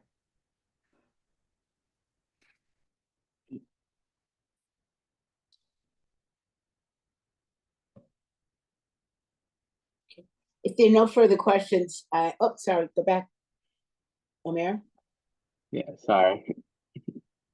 I just had one question regarding the Project Provide grant. I was just wondering how the support is distributed among schools. Is it determined by like the enrollment of them? Is it determined by the demographics of the school? And I was wondering for like schools with different demographics, do they receive different supports? So this is actually a very large grant. I don't know if Cynthia is on. If she is, she can certainly come turn her camera on. But what I will say is the goal of this grant is to build both the pipeline of clinical supports for the whole field as well as for BPS. And so this is a very broad grant that impacts many of our schools where students who are studying at UMass and BU are matched with our counselors through and overseen through our behavioral health services. So in any of these, we look at what the service needs of the students are, what our capacity is of the clinicians to mentor and to support, and then we make that match. I don't think Cynthia's on, unless I'm missing her. But that's the genesis of this particular grant. So there's lots of that consideration, Omir, that's taken in. What students need, where they are, what the capacity is to manage interns as we support their development and certification, and then use that to be able to enhance the services that we give for school psych, adjustment counselors, all of those positions. David, I don't know if there's anything else that you're aware of. No, just to say that it's 40 clinical Yeah. staff per year. Yeah, it's a very, very large. Thank you. Thank you. And Superintendent, on that note, just to clarify, that's 40 additional staff to the staff that are those considered BPS staff or are they considered contracted staff? How are they counted in our support staff? Yeah, they're not counted in our ratios of support staff, but they are certainly part of how we see availability and capacity within a school. Okay. Thank you. You're welcome. Okay, if there are no further questions, I'll entertain a motion to approve the grants as presented. Is there a motion? So moved. Thank you. Is there a second? Thank you. Is there any discussion or objection to the motion? Hearing none, Ms. Parvex, will you please call the roll? Thank you, Chair. Dr. Alkins, Yes. Mr. Cadet Hernandez, Yes. Ms. Lima Barbosa, Yes. Ms. Polanco Garcia, Yes. Mr. Tran, Yes. Mr. O'Neill, Yes. and Ms. Robinson. Yes. The grants are approved. Great, thank you. Our second action item this evening is the approval of the 2024 Massachusetts School Building Authority, MSBA, Accelerated Repair Projects as presented. I'd now like to turn it over to the superintendent for any final comments. Wonderful. Thank you, Chair. So this is one of two votes this evening. If you recall, on Wednesday, February 5th, BPS Chief Operating Officer Brian Ford Jr. gave a short presentation on the district's application to the Massachusetts School Building Authority, or what we call MSBA, for capital funding from its Accelerated Repair Program, or what we call ARP.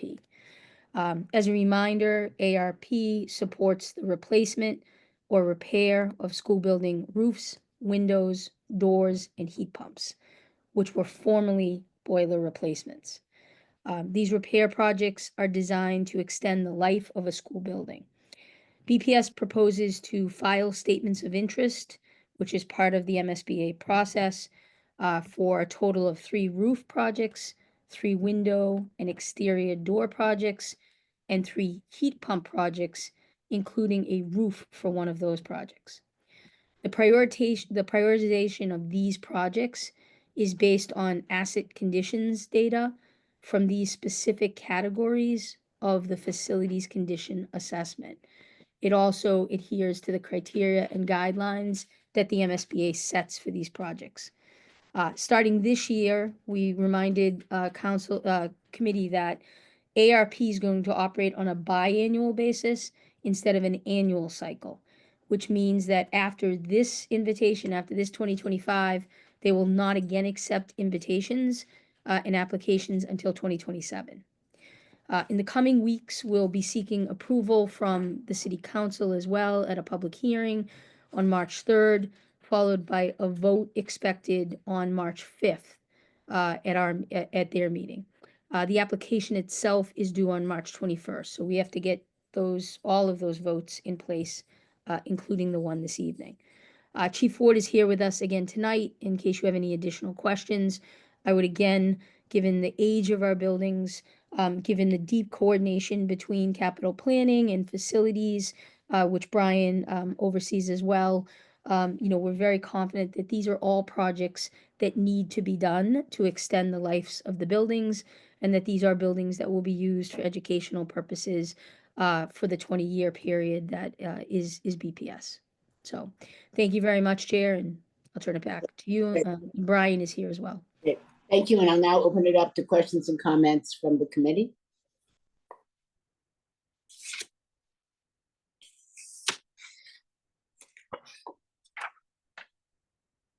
Are there any? Okay. If there are no further questions, I'll now entertain a motion to approve the 2024 Massachusetts School Building Authority MSBA Accelerated Repair Projects as presented. Is there a motion? So moved. Thank you. Is there a second? Second. Is there any discussion or objection to the motion? Ms. Parvex, will you please call the roll? Thank you, Chair. Dr. Alkins, Yes. Mr. Cadet Hernandez, Yes. Ms. Lima Barbosa, Yes. Ms. Polanco Garcia, Yes. Mr. Tran, Yes. Mr. O'Neill, Yes. Ms. Robinson. Yes. The motion is approved. Great. Thank you, Ms. Parvex.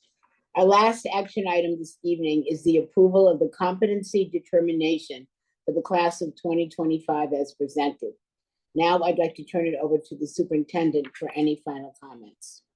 Wonderful. Thank you, Chair. So tonight, we're asking this body to approve the district's competency determination recommendation. As my team explained back on the February 5th school committee meeting, the state is no longer legally permitted to use the MCAS tests as a means for students to satisfy the competency determination. This decision is the result of the passage of ballot initiative number 2 in the fall of 2024, which eliminated the MCAS as a graduation requirement for public school students across the Commonwealth. Each school district is required to develop new competency determination requirements for the class of 2025 and members of earlier classes who no longer are eligible for competency determination based on the MCAS test.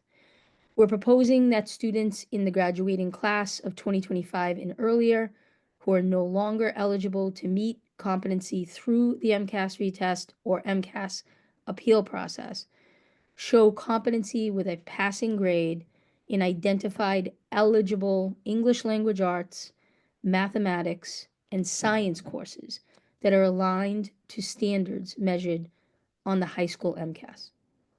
A highly qualified and talented team of school leaders and representatives of several BPS departments work together to develop this proposal. If approved, the Office of Secondary Schools, which is part of the schools division, will support schools in determining which students in the class of 2025 and earlier meet the new competency determination requirements. As additional guidance is provided by the Department of Elementary and Secondary Education, or DESE, and the Governor's Council, we will revise the competency determination for the class of 2026 and future classes and come back to share those changes with this body. We'll also stay in close contact with DESE and the Governor's Office for future recommendations beyond the class of 2025. Here tonight, we have Ted Lombardi, again, who's the Secondary Superintendent of College, Career, and Life Readiness, and Chief of Teaching and Learning, Leslie Miller, and they'll be happy to answer any additional questions the committee has. Thank you for consideration, Chair. Thank you. And now open it up to committee for questions and comments. Dr. Alkins? No, just reiterating like this, that we want to make sure that particularly like students whose transcripts have course codes that are not on the proposed like course list are still able and eligible sort of moving forward for this year, and then that will be incorporated moving forward. So I think I got that at the presentation, that it'll be more on a case-by-case basis, but I just wanted to reemphasize that as part of it. Absolutely, and it was a great point you made, and I know that both Ted and Leslie took that back. The goal here is to actually remove barriers for students, and particularly students who may be attending alternative education sites or other sites where the transcript is passed, to be able to recognize those courses. Thank you. Mr. Cadet Hernandez? Yeah, I think, we've had these conversations online and offline here. I remain concerned that we continue to lower expectations and remove rigor in this process. I am curious how the sort of overlap here, I think it's important for us to talk about with the competency determination and our graduation requirements. And if you can walk us through that, and then also how that further connects to the work we approved with MassCore. Sure. So Ted or Leslie, do you want to start? And I certainly have opinion on this, but Ted and Leslie, you want to? Yeah, of course. Thank you. It's a certainly an apt question. I think there's kind of a short-term and a long-term answer. The short-term answer is that they're two very different things for the context that we're talking about for the class of 2025. Right? For the class of 2025, they were never subject to the initial MassCore vote, or to the conversation that we had back in the fall that starts implementation with the class of 2026. So for this year, the local graduation requirements that schools already have exist, and then the competency determination is basically a substitute for what was the MCAS requirement for those students that did not already meet it based on past MCASs. So for the short term, they're two very different things that both need to be met in order for a student to graduate. In the long term, that's where the work is, to make sure that the next phase of this is a more married process between those two things, now that we know with a little bit more certainty that the future is a sort of post-MCAS future in terms of graduation requirements. But we're also waiting to see, like the superintendent said, what the state's next move is in terms of statewide graduation requirements, because obviously we need to at least mirror those with what we do. So I think longer term, it's a little bit more of a combined thing. Whereas for now, for the class of 2025, they're two separate lanes that need to both be fulfilled to lead to graduation.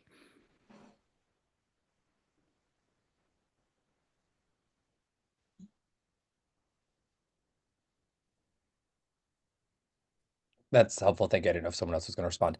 And then in that, I do think it's important, just based on what I saw from the DESE FAQ, we can still have MCAS as part of graduation requirements, according to the state. Like there can still be commencement exams.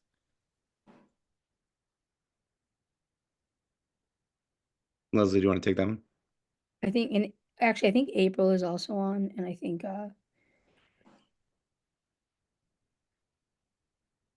Sure, I'm happy to jump in though, but yes, Brendan, that is how we see it, is that it can still be a part of the graduation requirements, but not the competency determination.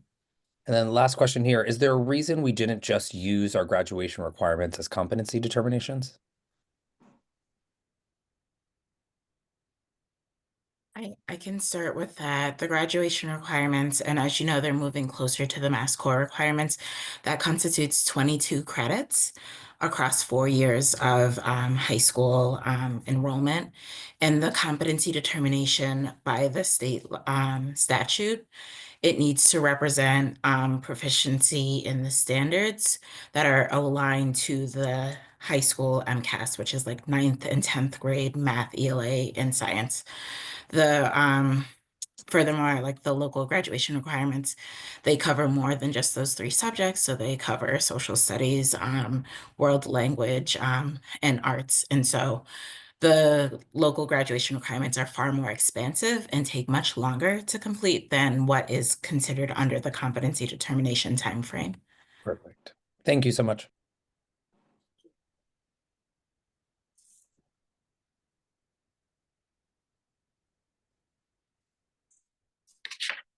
Dr. Hawkins? I'm sorry. I'm not processing that. I need to hear that again. So I'm hearing 2 different things. I'm hearing like we could, I guess, in a very simple way, we could have or could keep the MCAS as a graduation requirement. We have the option as a district to do that. The recommendation is that we don't do that. Is that what I'm trying to just to understand? I can jump in here. So as you all know, we've spent the past I think 3 to 5 years as a body working on our new proposed graduation requirements. So starting with the next school year will have students who graduate under the MassCore graduation requirements. That was a lengthy process that like took a lot of both like community involvement, school board involvement, and district staff as well.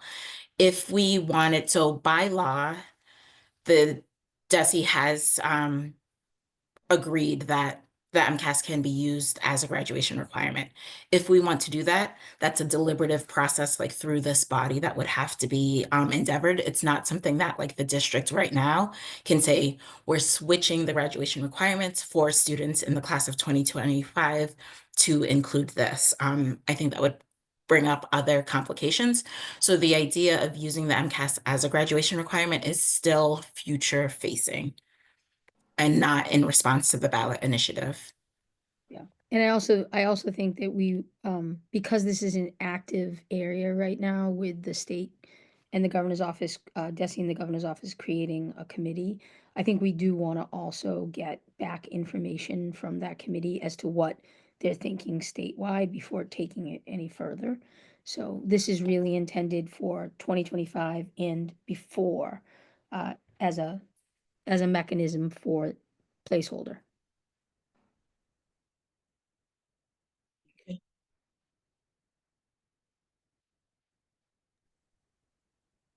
April, did you have?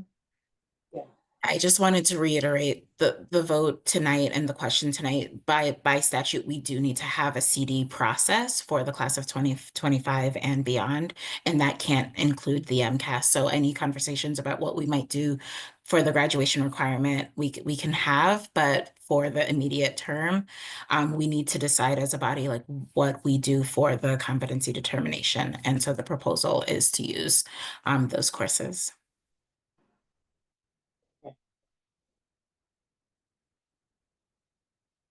Are there any further questions before we move to the vote? Okay. Since there are no further questions, I will entertain a motion to approve the competency determination for the class of 2025 as presented. Is there a motion? So moved. Is there a second? Second. Is there any discussion or objection to the motion? Ms. Parvex, will you please call the roll? Thank you, Chair. Dr. Alkins, Yes. Mr. Caret Hernandez, Yes. Ms. Lima Barbosa, Yes. Ms. Polanco Garcia, Yes. Mr. Tran, Yes. Mr. O'Neill, Yes. Ms. Robinson. Yes. The motion is approved unanimously. Thank you, Ms. Parvex. Tonight, we have 3 reports. Our first report is from our own BSAC representative, Omar Ismail. He will give to us a Boston Student Advisory Council BSAC update. Let's aim to keep the presentation to 10 minutes. And I'd like to remind our presenter to please speak at a slower pace to assist our interpreters. I'll now turn it over to the superintendent. Great, thank you, Chair. And I just want to thank the committee for those votes, but also for just the process of the questions and the depth for trying to understand it, because particularly in the CD area, it is, there's a lot there. So thank you.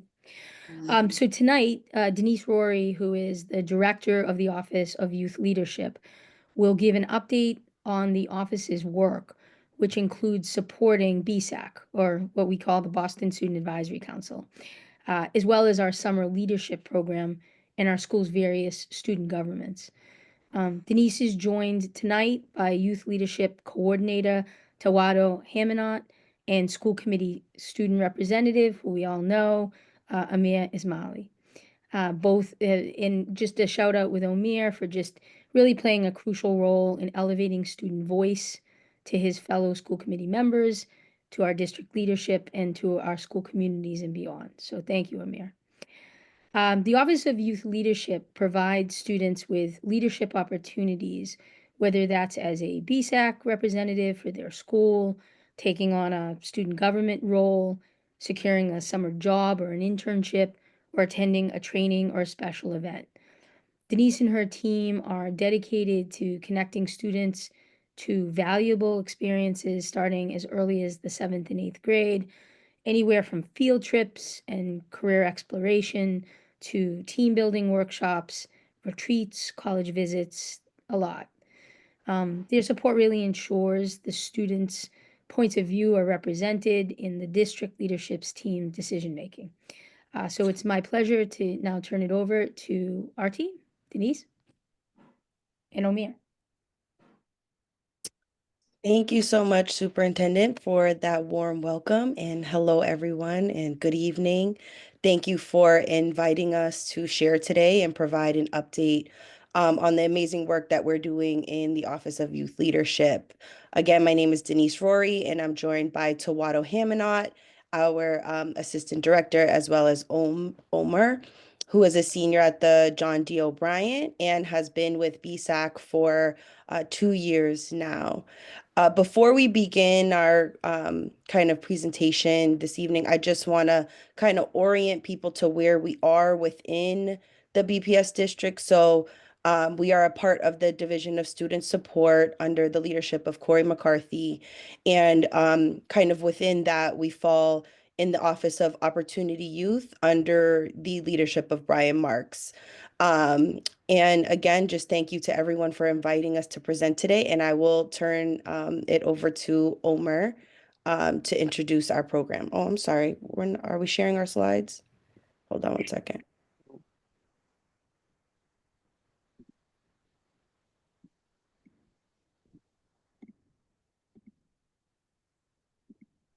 Sorry, give me 1 second.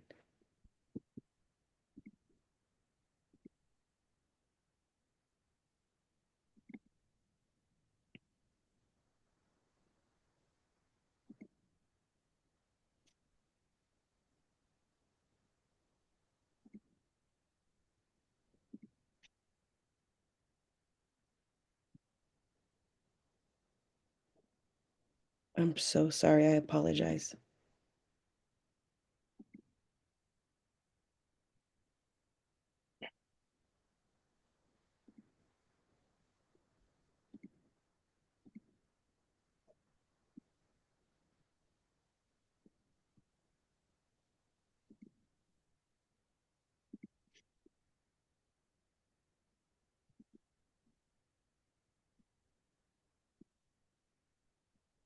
Are there slides up? I'm sorry, I can't.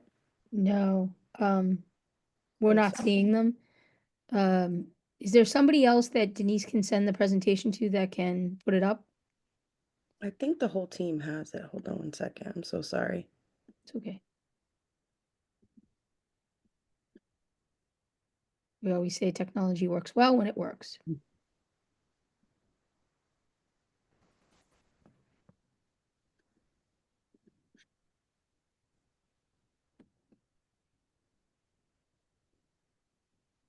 There we go.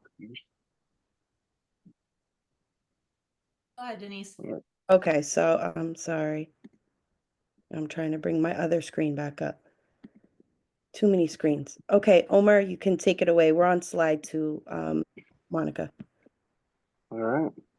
Well, hello, everyone. As you know, my name is Omer Ismail, and I'm excited to share the work BSAC has with you guys tonight. So the Boston Student Advisory Council, aka BSAC, is a collective of student leaders from across the district who represent a multitude of schools that come together to discuss the current issues in BPS and what our vision of for students should look like. Students apply for BSAC through the application, which opens around late September. BSAC meetings run twice a week on Tuesdays and Thursdays after school from November to May. One of the first orders during this time of BSAC is to establish our executive committee, which consists of a president, vice president, secretary, social media manager, the president of Brothers of BSAC, the BSAC writers, and the school committee rep. These leaders work to drive BSAC's mission forward and bring a sense of structure and accountability to the group. BSAC meetings consist of workshops, youth-led community building activities, service learning, collaboration with internal and external partners, provide a multitude of opportunities to our students. We are very proud of our affinity spaces, whether it's at BSAC, our male-based affinity space for our young men. One of our proudest moments this year was organizing a Young Visionary Leaders conference for all of BPS, where we brought in industry professionals from various sectors, guest speakers, and had a chance to network with our fellow brothers. We also collaborated with the BPS Division of Student Support to make this happen, and we look forward to creating more opportunities like this in the future. Alongside this, we have our Fem Plus Squad Affinity Space, which a space for our female identifying and our LGBTQ plus youth. This group is a safe space to cultivate relationships, talk about ongoing issues, and build community. The plan that they have is that they're working towards is the Fem Plus celebration, which we plan to have around March 15th at UMass Boston. So, all BSAC students are required to work on passion projects of their choice throughout our time. These passion projects cover an issue in BPS that they feel strongly about improving. An example is mine that focused on STEM-based and providing STEM and the lack of STEM-based education in BPS for certain schools and the importance of it for student development. We then present these projects at the end of the year BSAC Showcase, which you're all welcome to attend. I'll now turn it over to Tawado to speak more on BSAC growth and recruitment.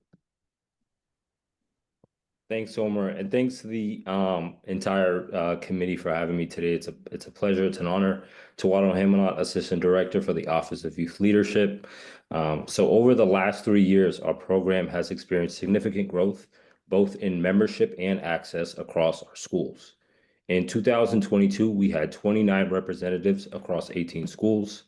Now in 2025, we have 55 members across 24 schools. This growth reflects the increasing interest driven by strong recruitment efforts, as well as over 350 applicants through Future Boss. Our recruitment efforts are rooted in direct engagement with students by conducting in-person school visits. We've built meaningful connections with various new schools, introducing them and their students to our program through interactive presentations and workshops in their advisory periods and other invitational opportunities for us to visit and present and connect with their students. We also support and visit various non-BSAC related clubs and extracurricular activities to connect with their students, to recruit their students, in order to engage students who are engaged in student leadership and service, and as well as to promote and increase BSAC's visibility.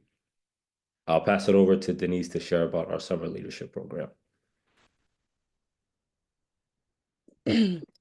Thanks, T. So similar to BSAC, the focus of our summer leadership program is developing the next generation of BPS leaders. And so our work in the summer typically focuses on students that are rising 9th and 10th graders as we hope to get students engaged with leadership earlier.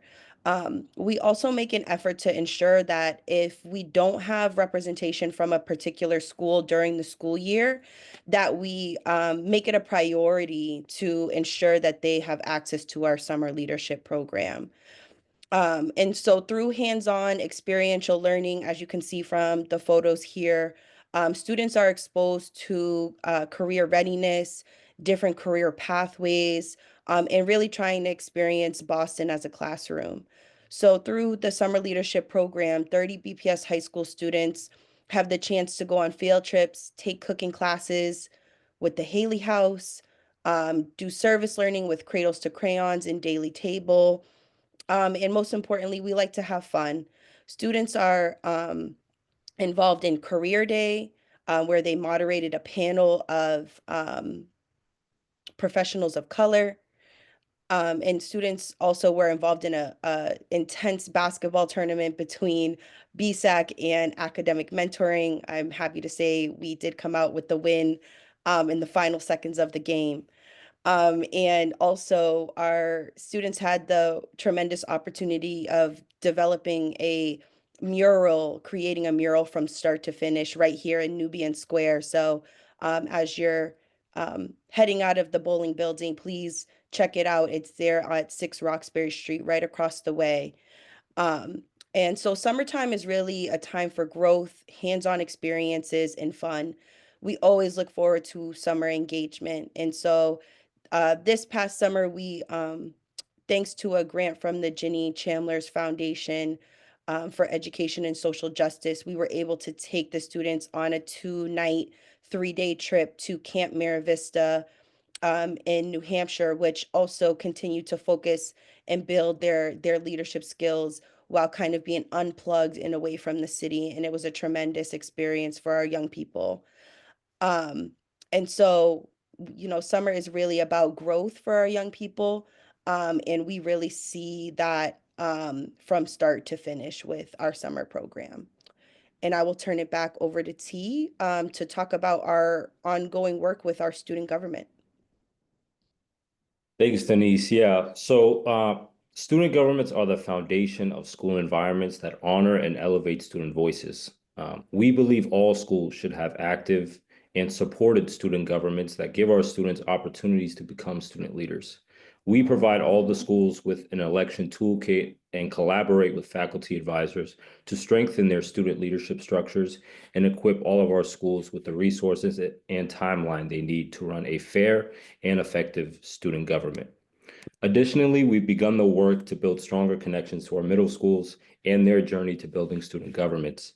Our BSAC students have visited and presented to middle schoolers on the importance of student councils and student leaderships.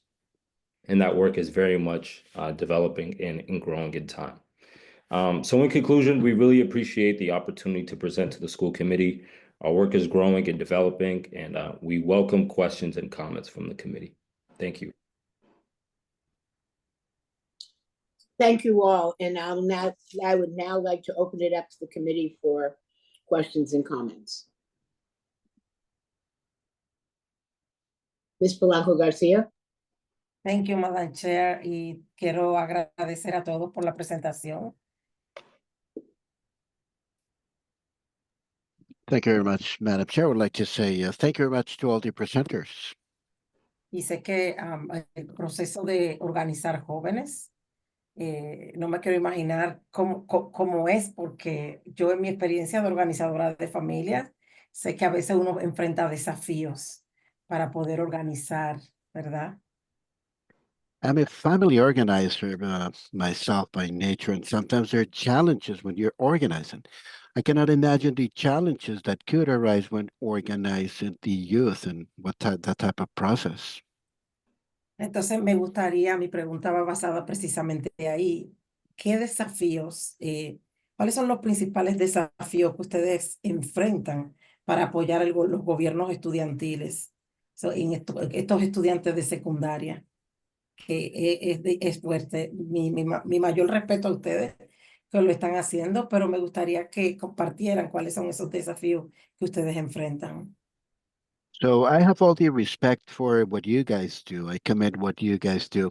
My question to you has to do with the challenges that you confront when we're talking about the secondary schools, when we are talking about the student bodies, the government bodies that are part of this settings. What are the challenges that you confront?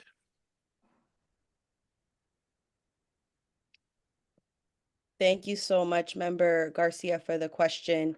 So I think our student governments, you know, they do need quite a bit of support. And so T and I have been really trying to focus in on connecting with faculty advisors, so folks in the building that want to support student governments, that want to support our young people in leadership positions. And, you know, we're really in the phase right now where we're still trying to kind of get an understanding of where each of our schools are at. So each of our schools, as you all know on this body, kind of function differently. And so some of our schools do their elections in the spring, others do them in the fall. And so T and I have really started to dig into this work this school year.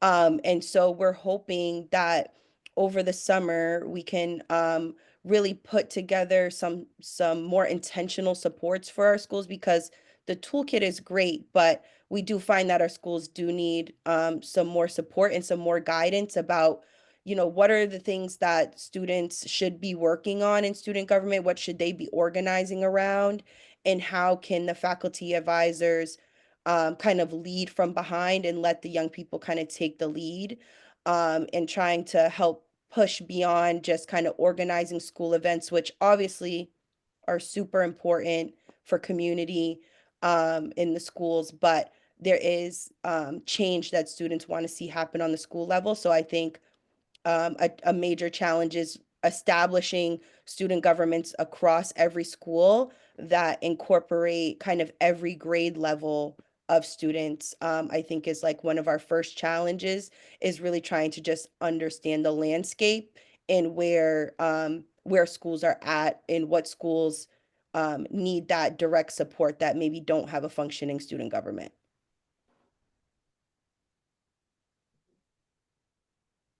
Thank you. ¿Y ustedes ofrecen, ustedes tienen un presupuesto, ofrecen algún tipo de estipendio para los estudiantes que se postulan? ¿Cómo ustedes hacen este proceso? So I was wondering if you guys have, as part of the process, a budget that is allocated or a stipend that goes for those that graduate or complete the process. How is that process in terms of budgetary allocations and stipends, if any? So for like are you referring to our students in BSAC or like faculty students in BSAC? So our students in BSAC are paid through our partners at the City of Boston. So we work very closely with Success Link and the Future Boss City Jobs program, and they provide us with a certain allotment of slots, of spots that we can allocate for BPS students. So they are paid $15 an hour. They max at 10 hours a week, doing various projects, both during our BSAC time and outside of that time. And so both our school year program and our summer program are supported through Success Link through the City of Jobs program for young people. Thank you. Good job. Thank you. Thank you.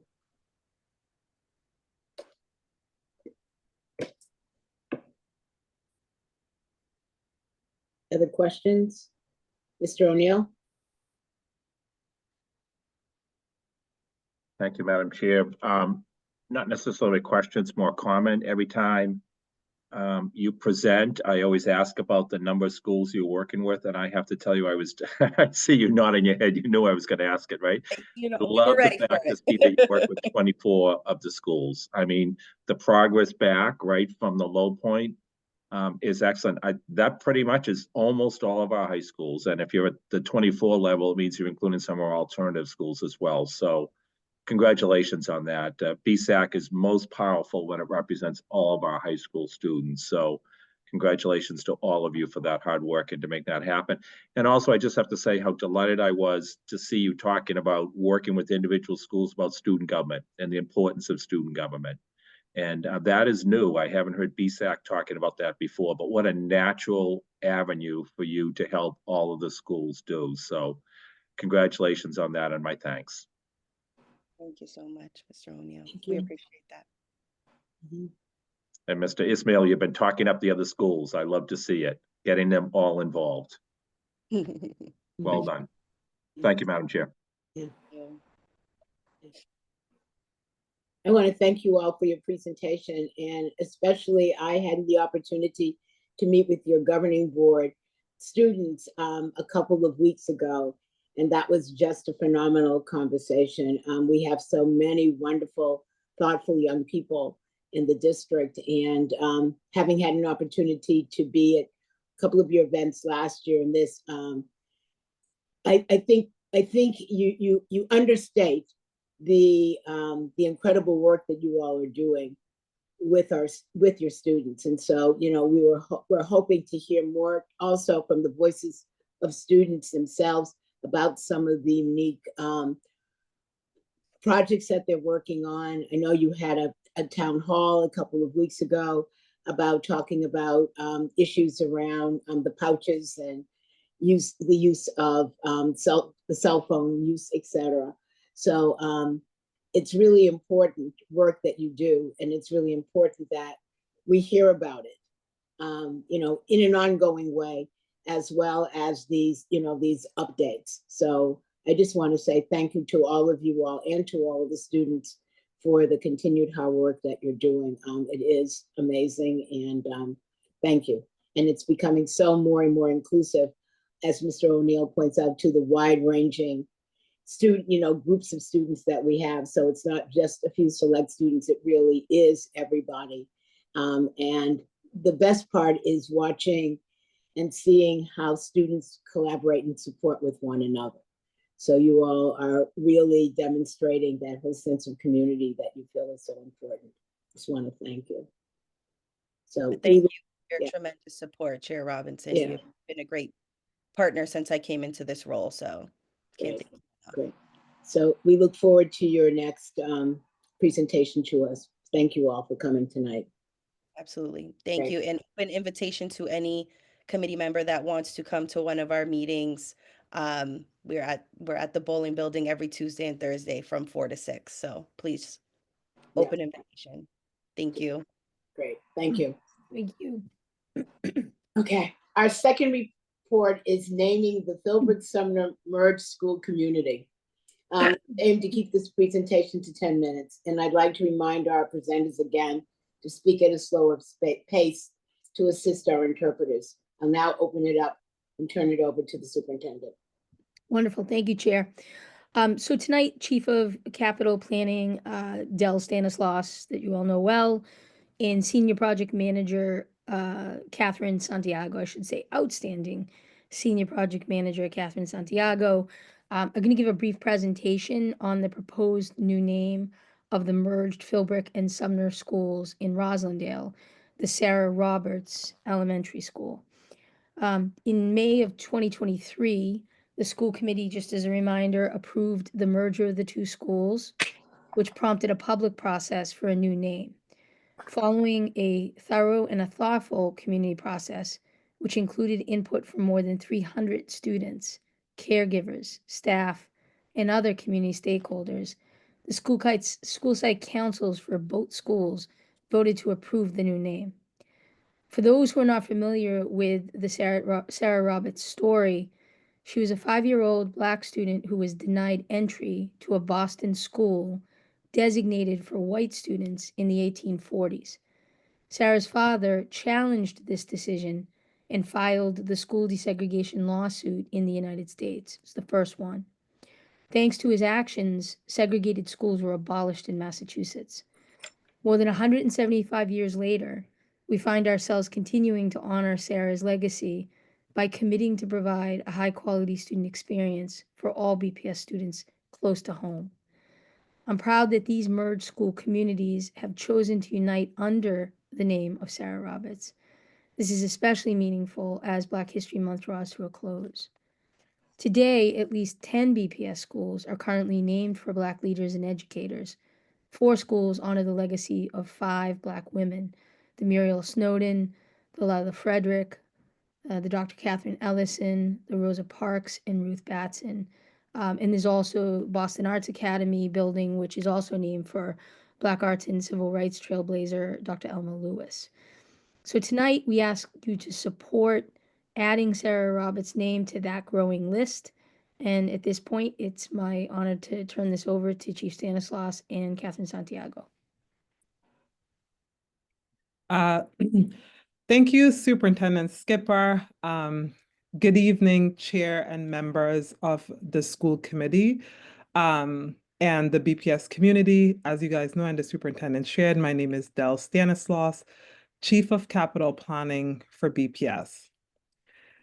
This evening is especially meaningful because it's Black History Month, a time to reflect, celebrate, and recognize the contributions of Black leaders who have shaped our history. That's why I'm thrilled to present a proposal to the Boston School Committee, the new name for the joint Philbrick and Sumner merged school community, Sarah Roberts Elementary School. This name embodies the very essence of our district's aspirations, the fight for desegregation and racial justice in Boston, our unwavering commitment to honoring Black women and girls, and the power of uniting two school communities in a beautifully renovated space that reflects the brilliance of our students and staff. Tonight, we're excited to share Sarah Roberts' incredible story and the thoughtful, inclusive process that led to this historic naming decision. Next slide.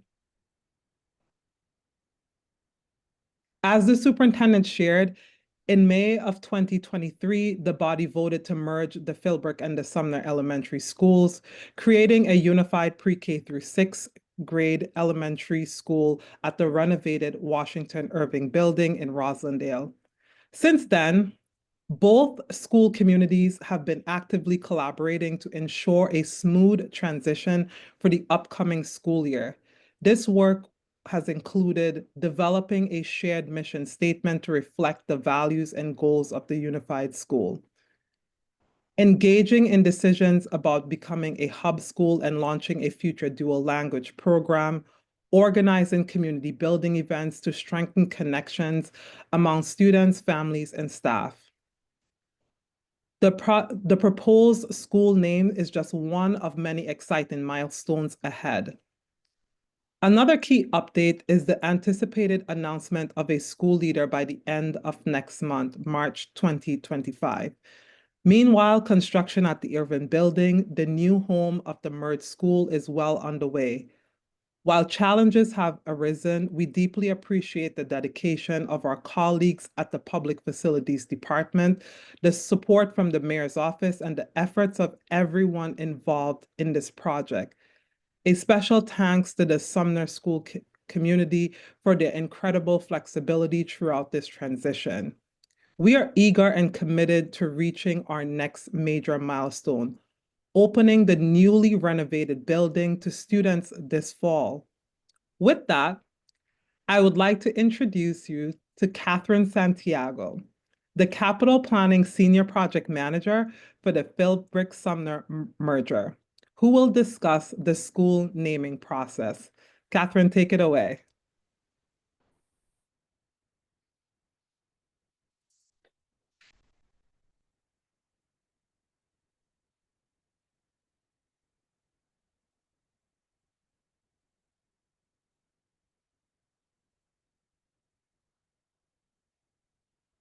I just realized I'm muted. Sorry about that. Good evening, Superintendent Skipper, school committee members, and Boston Public Schools community. As Chief Stanislaus shared, I'm Catherine Santiago, and I am so proud to be with you all here tonight. And I'm prouder of the work that the Philbrick and Sumner school communities have done to choose a name for the new merged school. And both communities participated in the school naming process extensively. In addition to multiple public meetings, 76 survey responses were collected for name suggestions, and 22 names were presented to the school site councils. 303 survey responses were collected to narrow the names down from 7 names to 3 possible options. Names were suggested and presented by parents, students, and staff. It was a pleasure to have parents and staff members involving their students in this process. The process kicked off in January of 2024 to begin thinking through how to accept name suggestions, a little bit over a year ago. After gathering the necessary feedback on how best to solicit name suggestions, we launched the naming process in May of 2024. From June to October, we advertised and accepted name suggestions at all 3 school buildings, the Philbrick, the Sumner, and the Sumner Upper at the Irving School. And we advertised the name suggestions across Rosendale, across the neighborhood of Rosendale. In December, 22 individual names were presented to the Philbrook and Sumner School Site Councils and school leaders at a public meeting. 7 of those 22 names were voted by the school site council to be shared in a survey for families and staff to narrow the names down. After 3 chosen names were presented at a public hearing, the school site councils and school leaders ultimately voted Sarah Roberts Elementary School as the name to put forth for a school committee vote.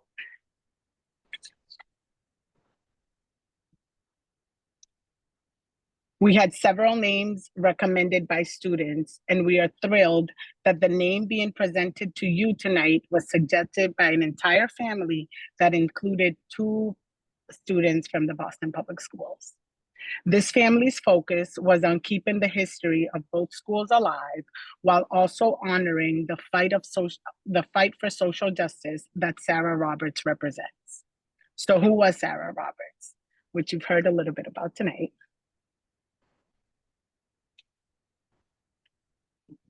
Sarah Roberts was a 5-year-old girl attending the Boston school system in 1847. Her parents wanted her to attend a school closer to their home, but she wasn't allowed because those schools were for white children only. Benjamin Roberts, Sarah's father, applied to the Boston Primary Committee for her to attend one of those schools. Mr. Roberts filed a school desegregation suit after Sarah was barred from attending the school based on her race. Roberts versus City of Boston was the first school desegregation lawsuit in the United States. Robert Morris, one of the first African Americans to pass the bar, and Charles Sumner represented the Roberts family. Although they did not win, this case led to a broader community advocacy for school desegregation. And in 1855, segregated public schools in Massachusetts were abolished.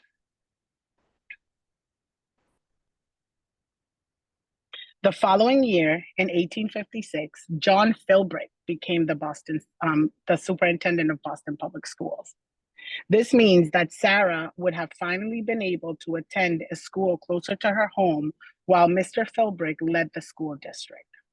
Naming the school after Sarah Roberts brings us to this full circle moment of keeping the history of both the Sumner and the Philbrick schools alive while honoring the city's ongoing fight for true racial equity.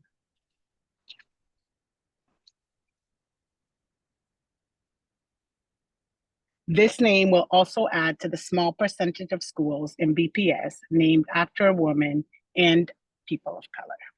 I will now pass it back to Chief Stanislaw. Thank you, Catherine. I will now quickly go through the next steps. We deeply appreciate the interest and the support of everyone who participated in this very thoughtful process. Thank you so much to those who have submitted name suggestions and to all of the proponents who presented. We appreciate the way that the Philbrick and the Sumner school communities have engaged in helping to decide the name of the merged school community. Assuming an affirmative school committee vote, the district will take steps in partnership with the school community and the city's public facilities department to celebrate the Sarah Roberts Elementary School name and update appropriate signage and operational systems. Thank you.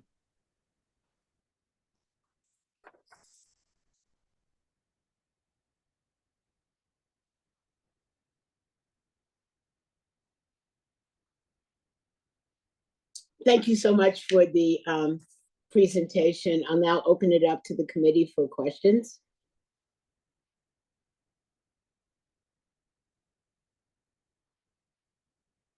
Dr. Alkins. No, this is great, first of all. A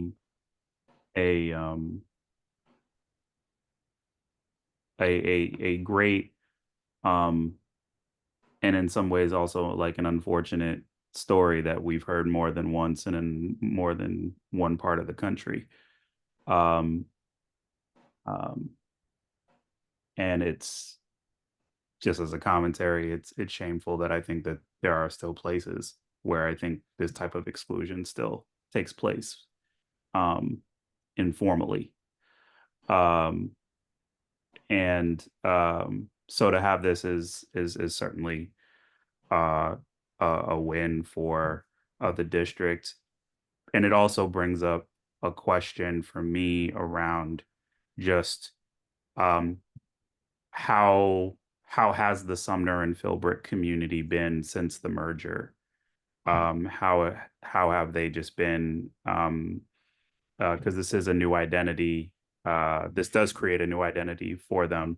But I am curious about just how they have been faring as a school community and what they've felt since the merger. Do they continue to feel supported by the district? Things like that.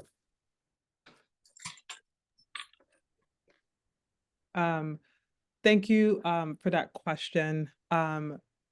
Just as you all know, that the beginning of the merger process was difficult for both communities. And as the merger process went along, the internal district teams, along with the Sumner school community, we had to have very hard conversations as we were going through the process. And I think that the work has come a long way. I think 4 or 5 school committees ago, there was a representative from the Sumner community who came on and shared how the process have improved between both communities. And I just want to shout out the work that Catherine Santiago has done coming in as the senior project manager for the capital planning team and taking on this work through the implementation, after the school committee vote, really leaning in super hard on what the listening into communities, the our engagement process with both school communities, bringing both school communities along in the process. I think that the work of listening to community and the engagement has been very intentional. And I think that implementing things like a merger where we're bringing 2 school communities along, I'm not going to say that we're 100% there, right? But every day, getting 1% better with both school communities involved is really, really important. And Catherine, our OFCAR team, our schools team, there's many folks that are involved in this work who has been showing up, and in some spaces showing up differently to bring the communities along.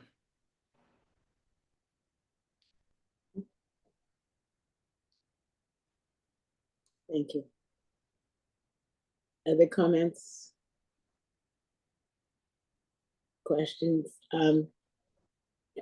Personally, I just can't say how much happier I could be about this. I have long followed the story of Sarah Roberts.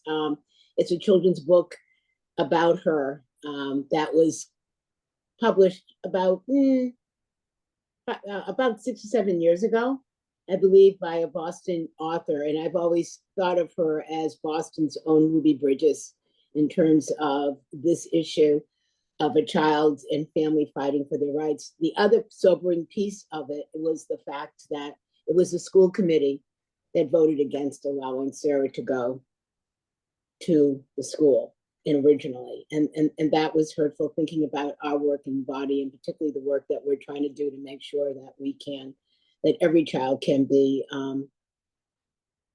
represented and have access to better quality schools. But I also love the connection between the Sumner School with Charles Sumner's involvement, and then a year after the segregation order was put in place, that Philbrook would be the current superintendent. He was superintendent of schools, correct, at that time. So that's even more meaningful, that the legacy of those 2 people and those school communities coming together can get represented by this. So yeah, I just think it's wonderful. And I hope every child in the school and every child in the city will add the story of Sarah Roberts to the reading and understanding of the significance of both the naming of the school, but the experiences of our very own citizens here, as young as 5 as well. there are no further questions or comments, I know we look forward to taking action on this at our next, before we go on, Mr. O'Neill. Sorry, Madam Chair, just one more quick editorial comment as well.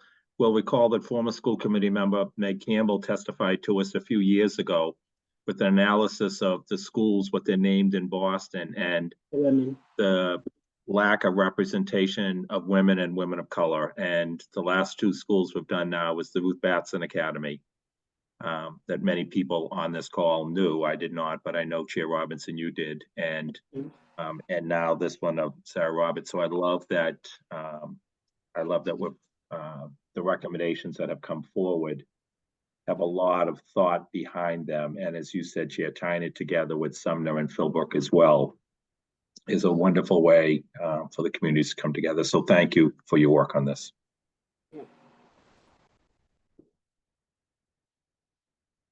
Yes, again, thank you, and we look forward to taking action on this at our next meeting. Thank you.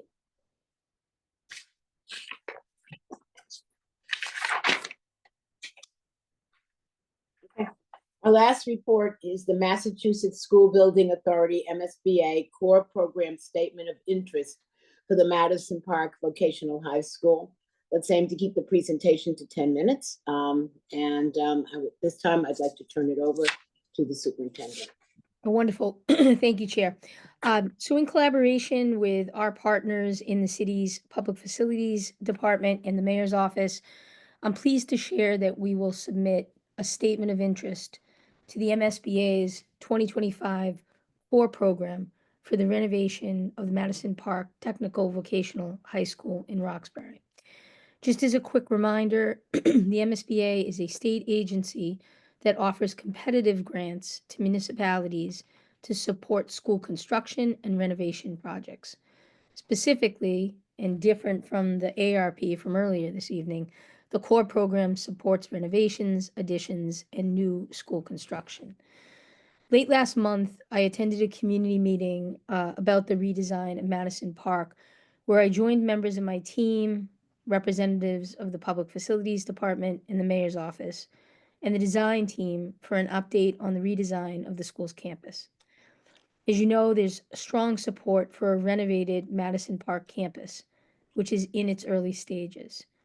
I want to reassure everyone that we are moving forward with this project.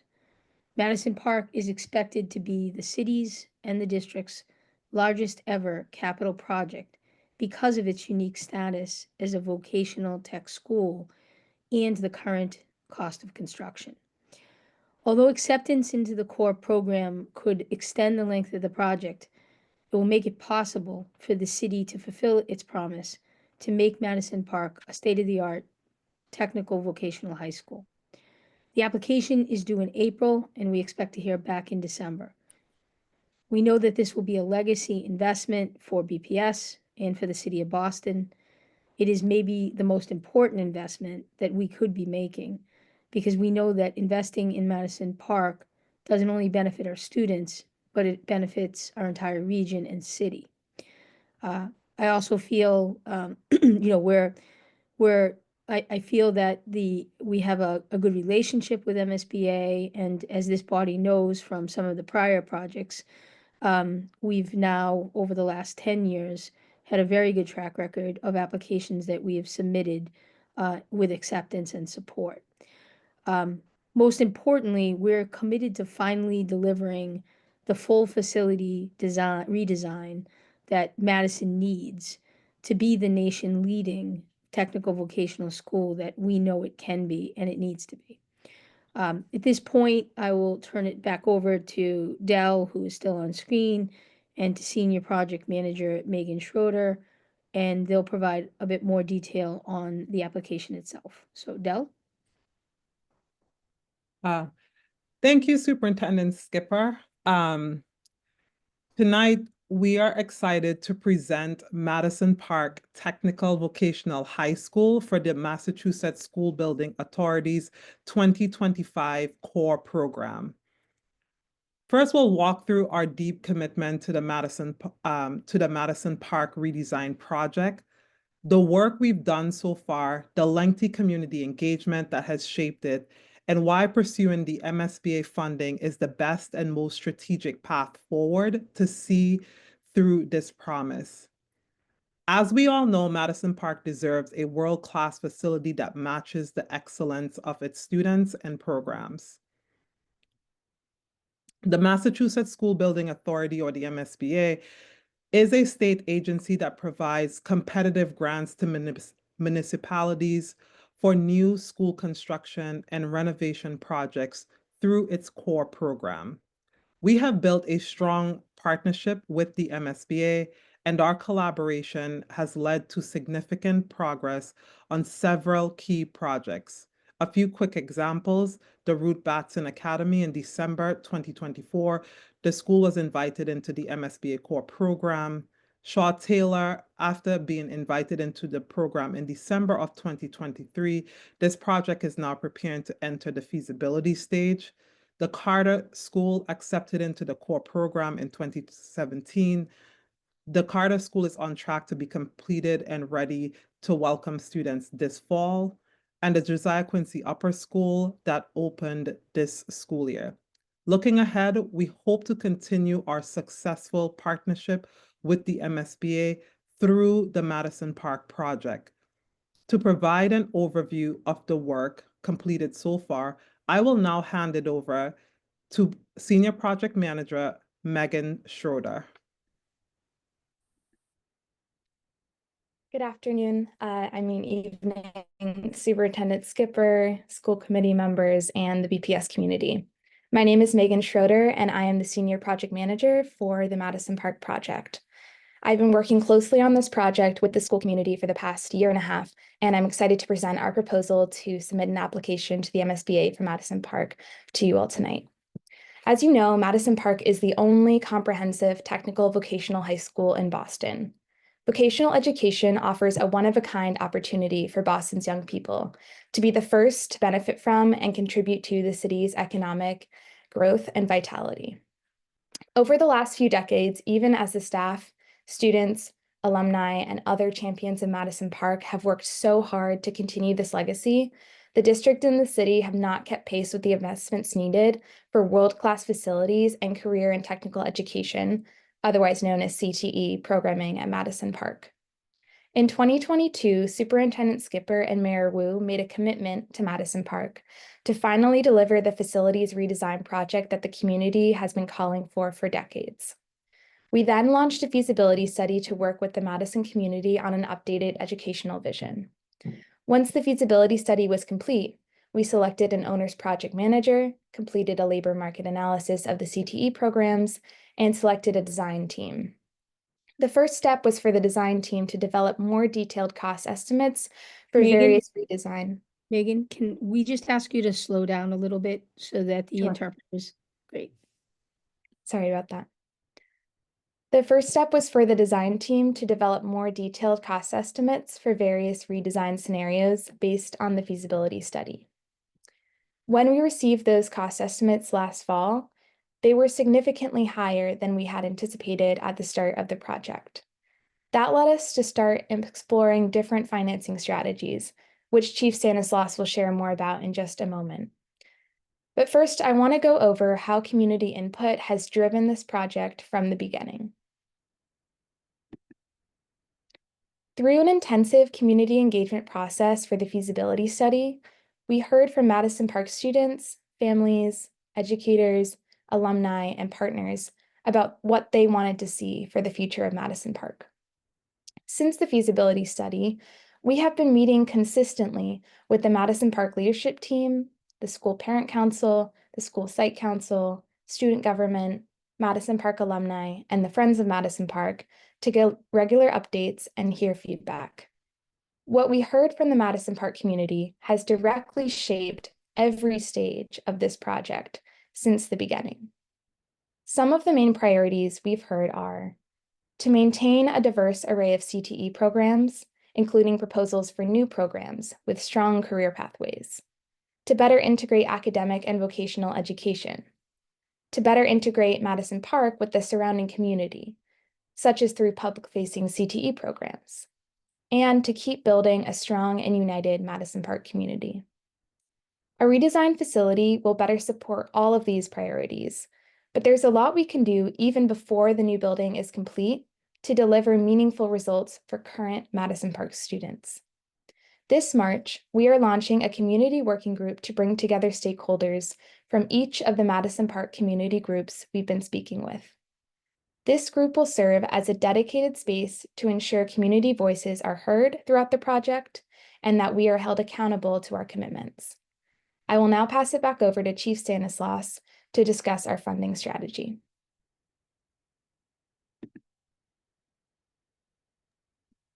Thank you, Megan.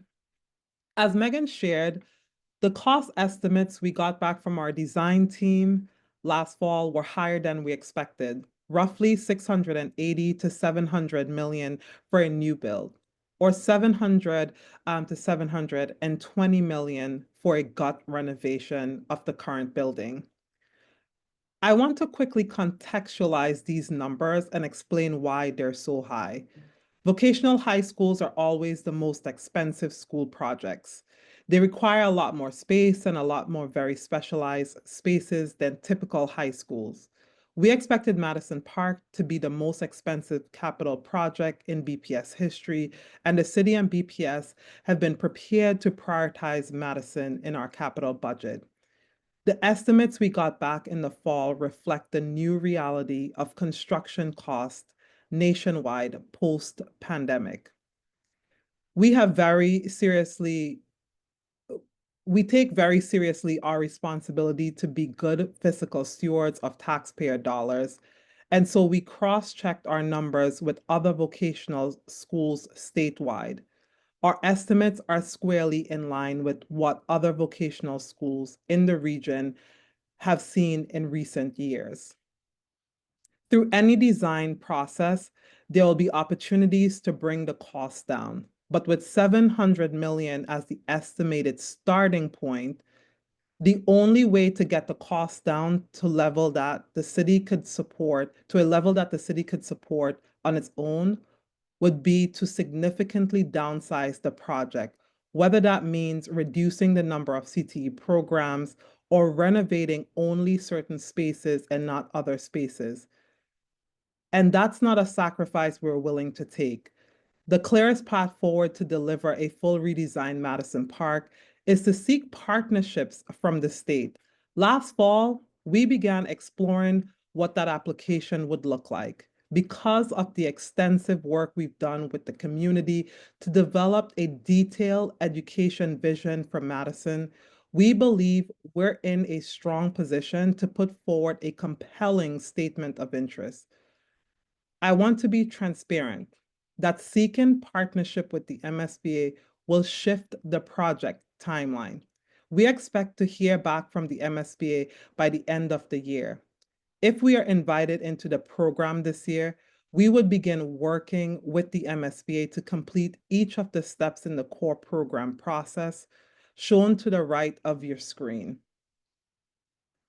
While this may feel like half a step back, I want to emphasize that we would not be in a position to submit a thoughtful, detailed application today if we had not gone through the process with community over the last couple of years.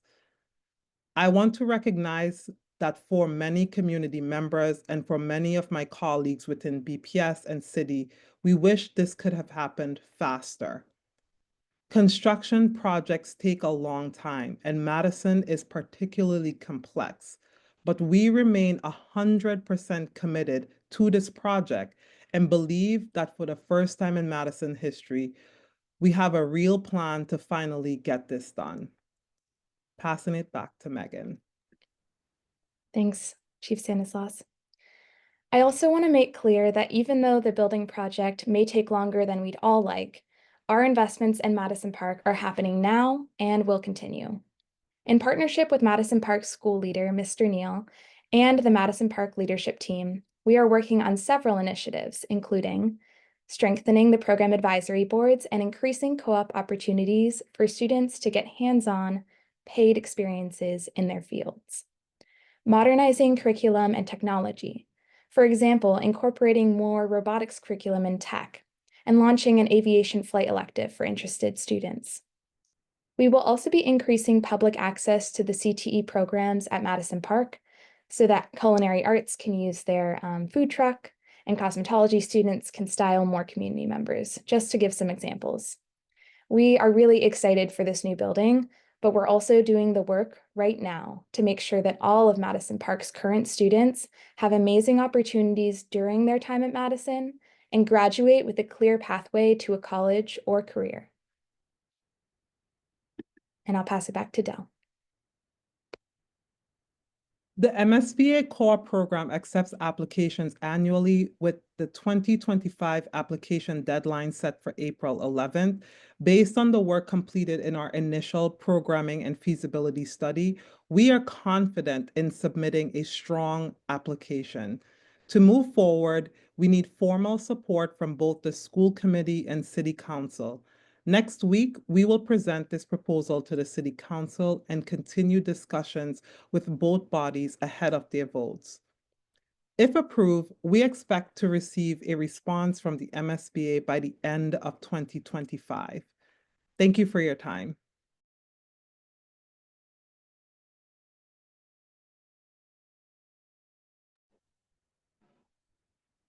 Thank you, Ms. Stanislav and Ms. Schroeder. Thank you very much for the presentation. I'll now open it up for we have lots of hands, so we're ready to go. All right.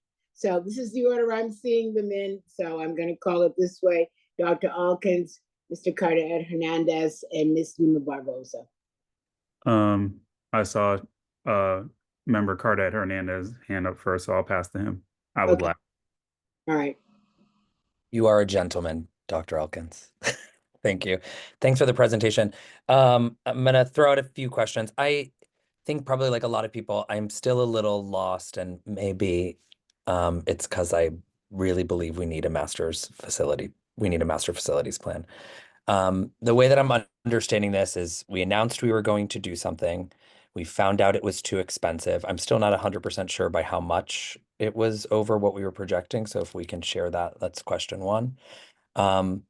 The second question I have is, if we are not invited in at the end of the year, what are we willing to do, and how much are we willing to spend, and what are we willing to cut?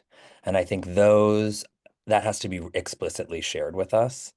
And then the third question is, what is the difference in what we're willing to do? I think sort of connected to this, right? Between what we are proposing with MSBA and what we're willing to do if we go at it alone. The fourth question is, what is happening to the O'Brien in all of this, which was part of the earlier plan that we had discussed? And does this vision include what I believe was 1,000-seat increase in Madison Park, or is it without?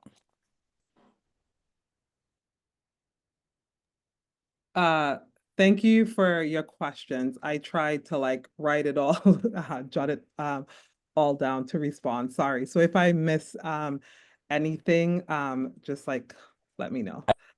I got you. Thank you. Yep.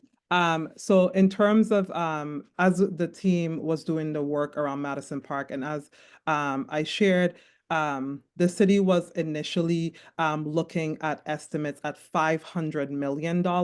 So the cost estimates that came in just to start the project was $200 million over that cost estimate. So that is one.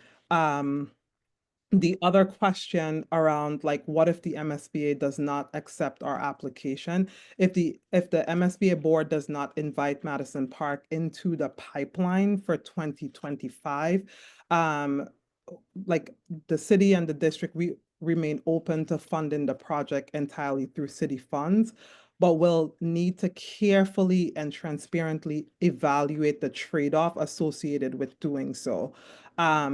In 2025, we'll continue to refine our programmatic vision and build new partnerships and strengthen students' career pathways. Megan shared some of that in her presentation on how we're strengthening student pathways. I think it's the commitment is still there, but there's gonna have to be a larger conversation about trade-offs. And the next question I think was it the O'Brien? Okay, that's a good question. Specifically on the O'Brien, so submitting a project to the MSBA and the education plan. You need to submit one education plan to the MSBA when submitting a project. Submitting two like ed plans for like, as we're working with the MSBA, submitting, sorry, a core program, right, is for one specific school. In terms of like O'Brien, specifically on this MSBA application, we can't submit like two different applications. Like we have to submit one application that is aligned to one ed plan for one school and not two different education plans for two different schools.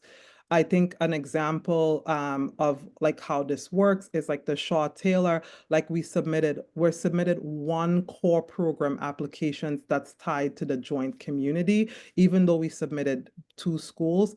And for the specific core application, like we have to submit one. So in terms of specific submission for the Madison Park project, this is the reason why the O'Brien is not like being submitted as part of the core project.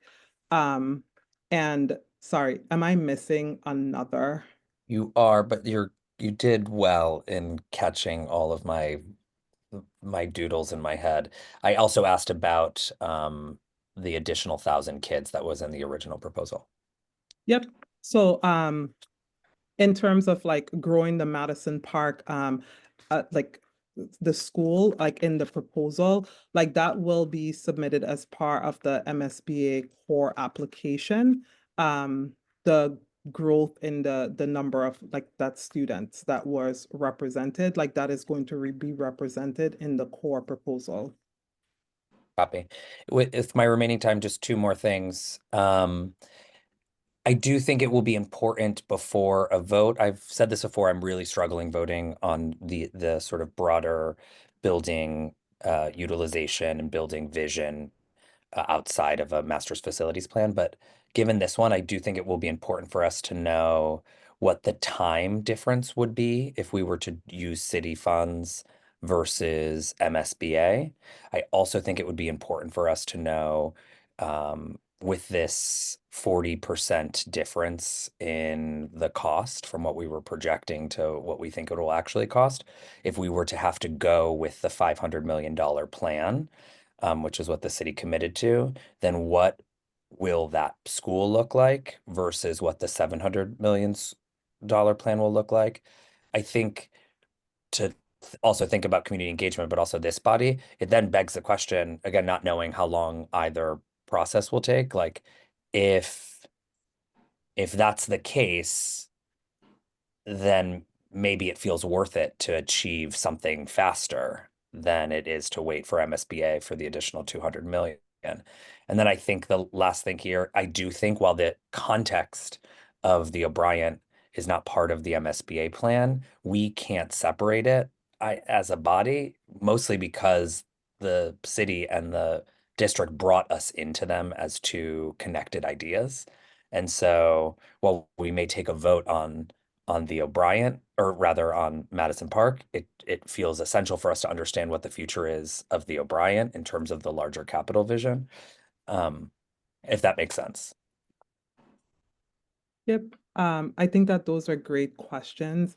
One answering the sort of like where we are now with the cost estimates. So the cost estimates represent approximately 19 programs and 21 cohorts, and that's like very modest. If we were to go with the $500 million, like the funds that we currently have, that means that we are significantly cutting the largest like programs for Madison Park. I think that the trade-off here, like when we looked at this means like are we designing for a state-of-the-art technical vocational high school, or like are we just having like a few CTE programs like in a building? I think that also with that, when we think about like this the 7th and like 8th grade as well, like even when we look at the initial funding, like the first thing like we had to like put on hold, right, and start thinking about for the future was like adding the 7th and 8th grade. So like that 500, like the 700 million does not even encompass like the 7th and 8th grade. So it's just like being really thoughtful about like if we're investing those funds, ensuring that students are getting access to really robust programming in a newly designed school, and not like cutting like the major, like the largest like programs. It makes sense. It's a hard one too, because it's then like perfect is the enemy of good, right? And so what is that we need and how fast do we need it versus what would be this sort of ideal dream to get to? I think the second thing that would be helpful for the next conversation we have here is with all of this and this sort of broader state-of-the-art design that will take us longer to get to for Madison Park. Like, what evidence do we have for demand for these programs? And how are you thinking about demand across the various categories? And you may have that information now. Yeah, that's a great question. And this is like the work, right?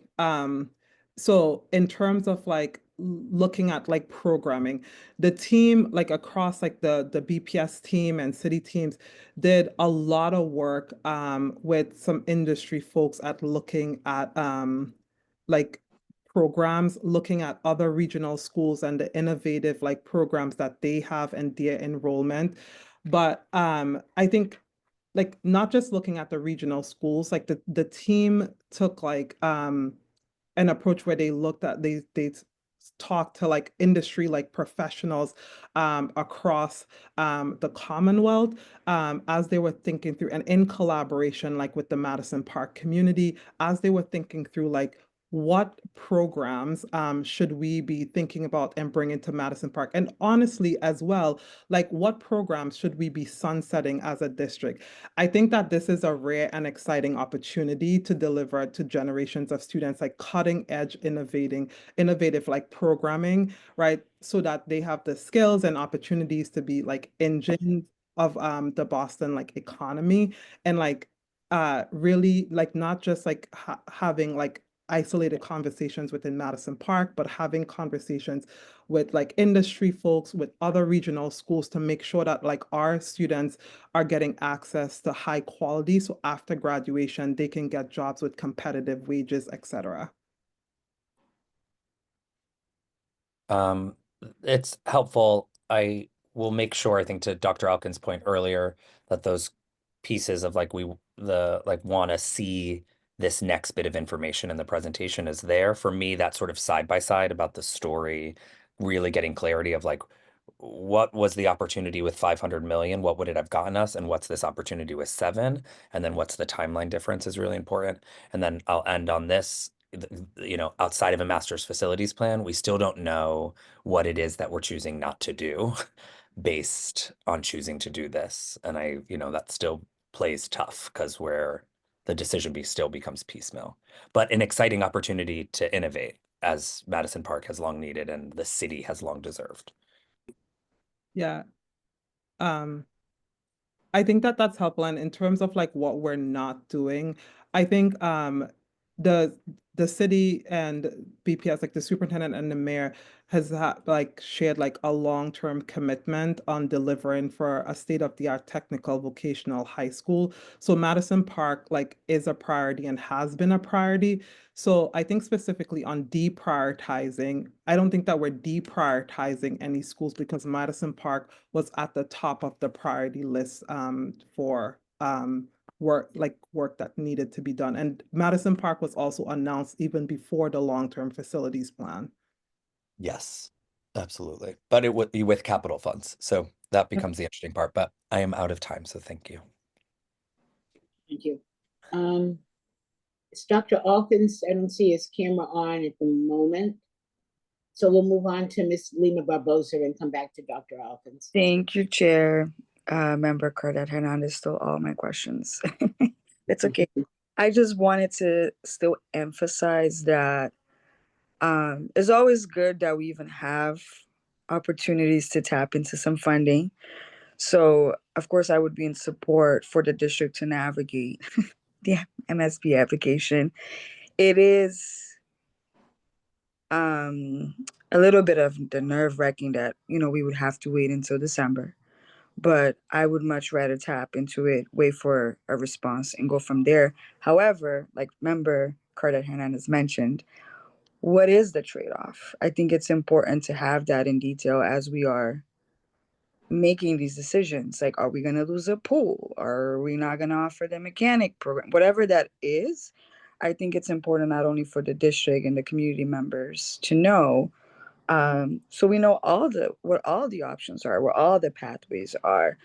I think we can all agree that we want to make sure that we can actually offer what was originally promised. But in the event that we don't get the money, the support from MSBA, what are we going to have to cut in terms of programming, staff, whatever that is? I think it's important to know now. It shouldn't be a conversation in spring of 2026. It shouldn't be a moment of like, haha, surprise, we didn't get the money, and now we're doing this. I think it's important. I understand the timeline is tough, Chief, between now and April to get, the application done. You still have to navigate city council hearing as well. I totally get it. But I think that's the challenge for me. It's like knowing like what's the worst case scenario. The other thing I wanted to mention or ask, are there cases of vocational schools that has applied for this program and has been accepted? Like, have you seen a number precedent there? Just curious to know. If so, what do you know about the results, or what were the challenges that they faced with the application? Curious on that. And then just wanted to thank again for all of your hard work. I know there are things that can happen that are out of our control, but would love to hear a little bit in detail what is causing the cost to increase. Like, is it construction materials? I'm just curious on like what triggered. Is that something that we can use as a lesson learned for any future projects we have this plan, but if it doesn't work out, especially when it comes to cost, what is the plan B to make sure that the project can still move forward? So I'll stop there. Chief, if it's all right with you, I'm just gonna jump in for a minute. So I see Brian McLaughlin's on here, and I think he could give some commentary about the MSBA side of it. I mean, I'll just say from the experience of Somerville High School, which is a comprehensive vocational, which is slightly different. It's really about thinking about the data for what we're choosing, why we're choosing the particular programs. It's also around how they're connected from an adjacency standpoint with the academic side of the house, because students aren't just vocational on one side and academic on the other. So how are they intertwined? And that gets into kind of spacing, which programs we pick. So there's lots of just intricacies with the actual ed plan for a vocational tech school that doesn't exist when you're just doing a regular educational plan. And then I just think with the construction and the swing space, there's just so many more complexities that exist with having to continue to keep programming running because students are in there getting certified. So it's not like they just stop. And that means that when you're considering swing space or you're considering relocation of programs to multiple places, sometimes even within the industry, there's just so many variables around transportation, timing, schedule, that just doesn't exist in the same way when it's just a typical school or high school. Brian, on the specific MSBA question? Sure. Thank you, Superintendent. Some of the more recent Voc schools that the MSBA has participated or collaborated with or working with right now is South Shore Voc Tech. They're going to communities, I believe, this winter currently to get their votes to support their project. Old Colony Regional Vocational Technical School is another one they're working with. In Whittier, Regional Voc was invited into eligibility back in, I believe, December of 2024.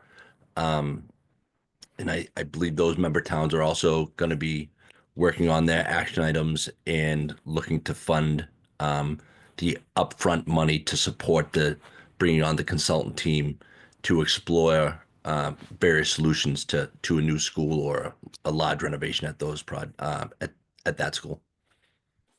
Thank you, Sup, and thank you, Brian. Especially on clarifying, Superintendent, on how unique the Madison school is as a vocational school. So the way that we're going about this is a lot more complex if we're talking about a non-vocational school. The other, I don't have any questions. I think I'm gonna keep my positive energy because we've been doing really good when it comes to MSB applications, not only the core program, but other opportunities that we've had in the past. So I think we've had good precedent, but I think I just want to emphasize it would be really nice to know what the other, if we don't get it, what are the factors that we're considering on making decisions of what we have to cut down, and that is being communicated in a timely manner, especially when it comes to a community that's definitely been waiting for this for a really long time. And over the years, we've had a lot of chaotic things going on there in that community. So I just want to make sure that we get this right.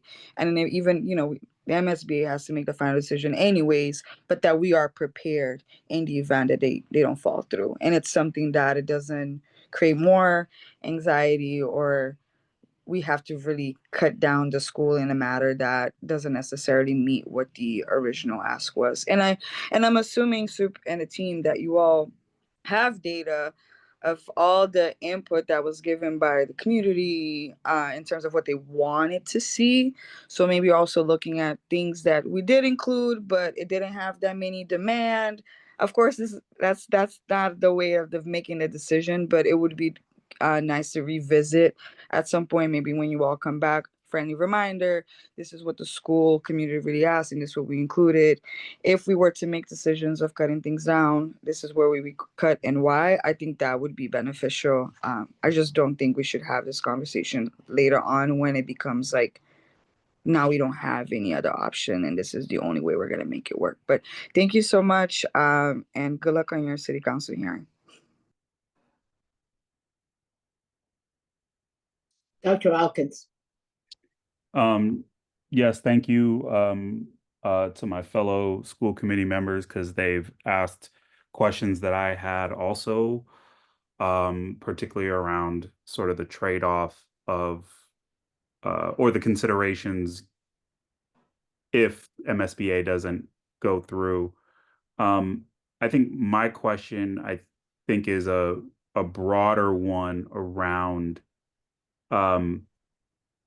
Madison Park is a jewel of BPS, full stop, period. That said, as we talk about the notion of what a high quality school experience is, how are we thinking about the expansion of programming at our other schools? We've heard great things about aviation programming that's going on at the Holland, and we've seen this in pockets. How are we taking advantage of the community, the community partnerships that are there?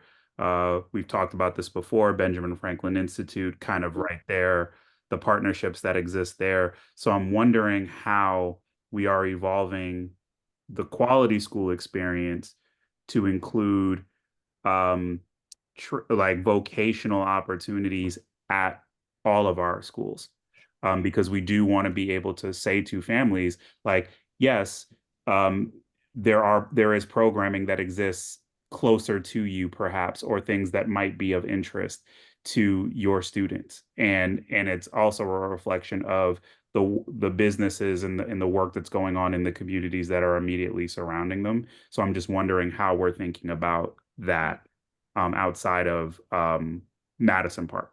Yeah, so I think this is like the best question.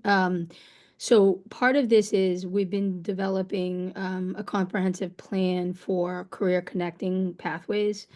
And some of those pathways have Chapter 74 attached to them, some don't. And then trying to look regionally to make sure that as we're expanding pathways and opportunities, that that's happening across regions. So to your point, Dr. Alkins, like wherever a student lives, they have opportunities close to them that they don't have to come across the city. I think the uniqueness of Madison is that Madison is the vocational tech school. And as such, there's going to be far more programming there that become very difficult to replicate anywhere else. Ones that tend to be heavy machine shop or heavy facility, a lot of the trades, like the core hard trades, those are ones that you don't really want to replicate every place else, but you want to concentrate them because the other thing is that they just from licensure, they need the full vocational number of hours to gain the certifications. But I think there's lots of other opportunities that we are working with the secondary schools to identify what are students interested in, and then what's the partners that are around that area, or the industries that are around that area, or the higher ed that can support it, as well as what is industry demanding. So healthcare is a great example where we won't ever saturate healthcare because the way that our city's built, we just need healthcare workers. And we need healthcare workers that are bilingual. We need diverse healthcare workers. So that's one where we can put it across multiple schools and give that opportunity to the students and make sure they have a viable job and internship experience to come out and through. So we're working on this with the secondary office to make sure that that blueprint does cover regions, cover the industries, and watch that growth, because sometimes today what's a growth area 5 years from now will slow down and is not. So we're constantly adjusting, making sure we're marrying industry certifications wherever possible to that, but then preserving Madison Park as the vocational tech school for the bigger ones. Good example would be aviation, where, aviation, Dr. Al Holland Tech has a broader aviation program. They were kind of the first school to develop that. We had developed an elective in East Boston High, and we're developing coming up that same elective opportunity for students at Madison Park.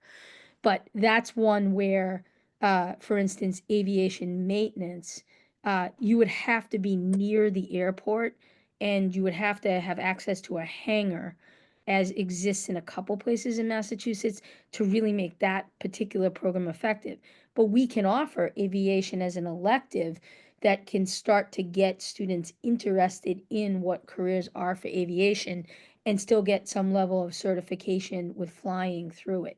So it's really us looking at our buildings, the possibilities across those regional high schools, what industry and partners are able to commit and work with us on, that's going to go into the whole plan as we're developing out Madison's programming.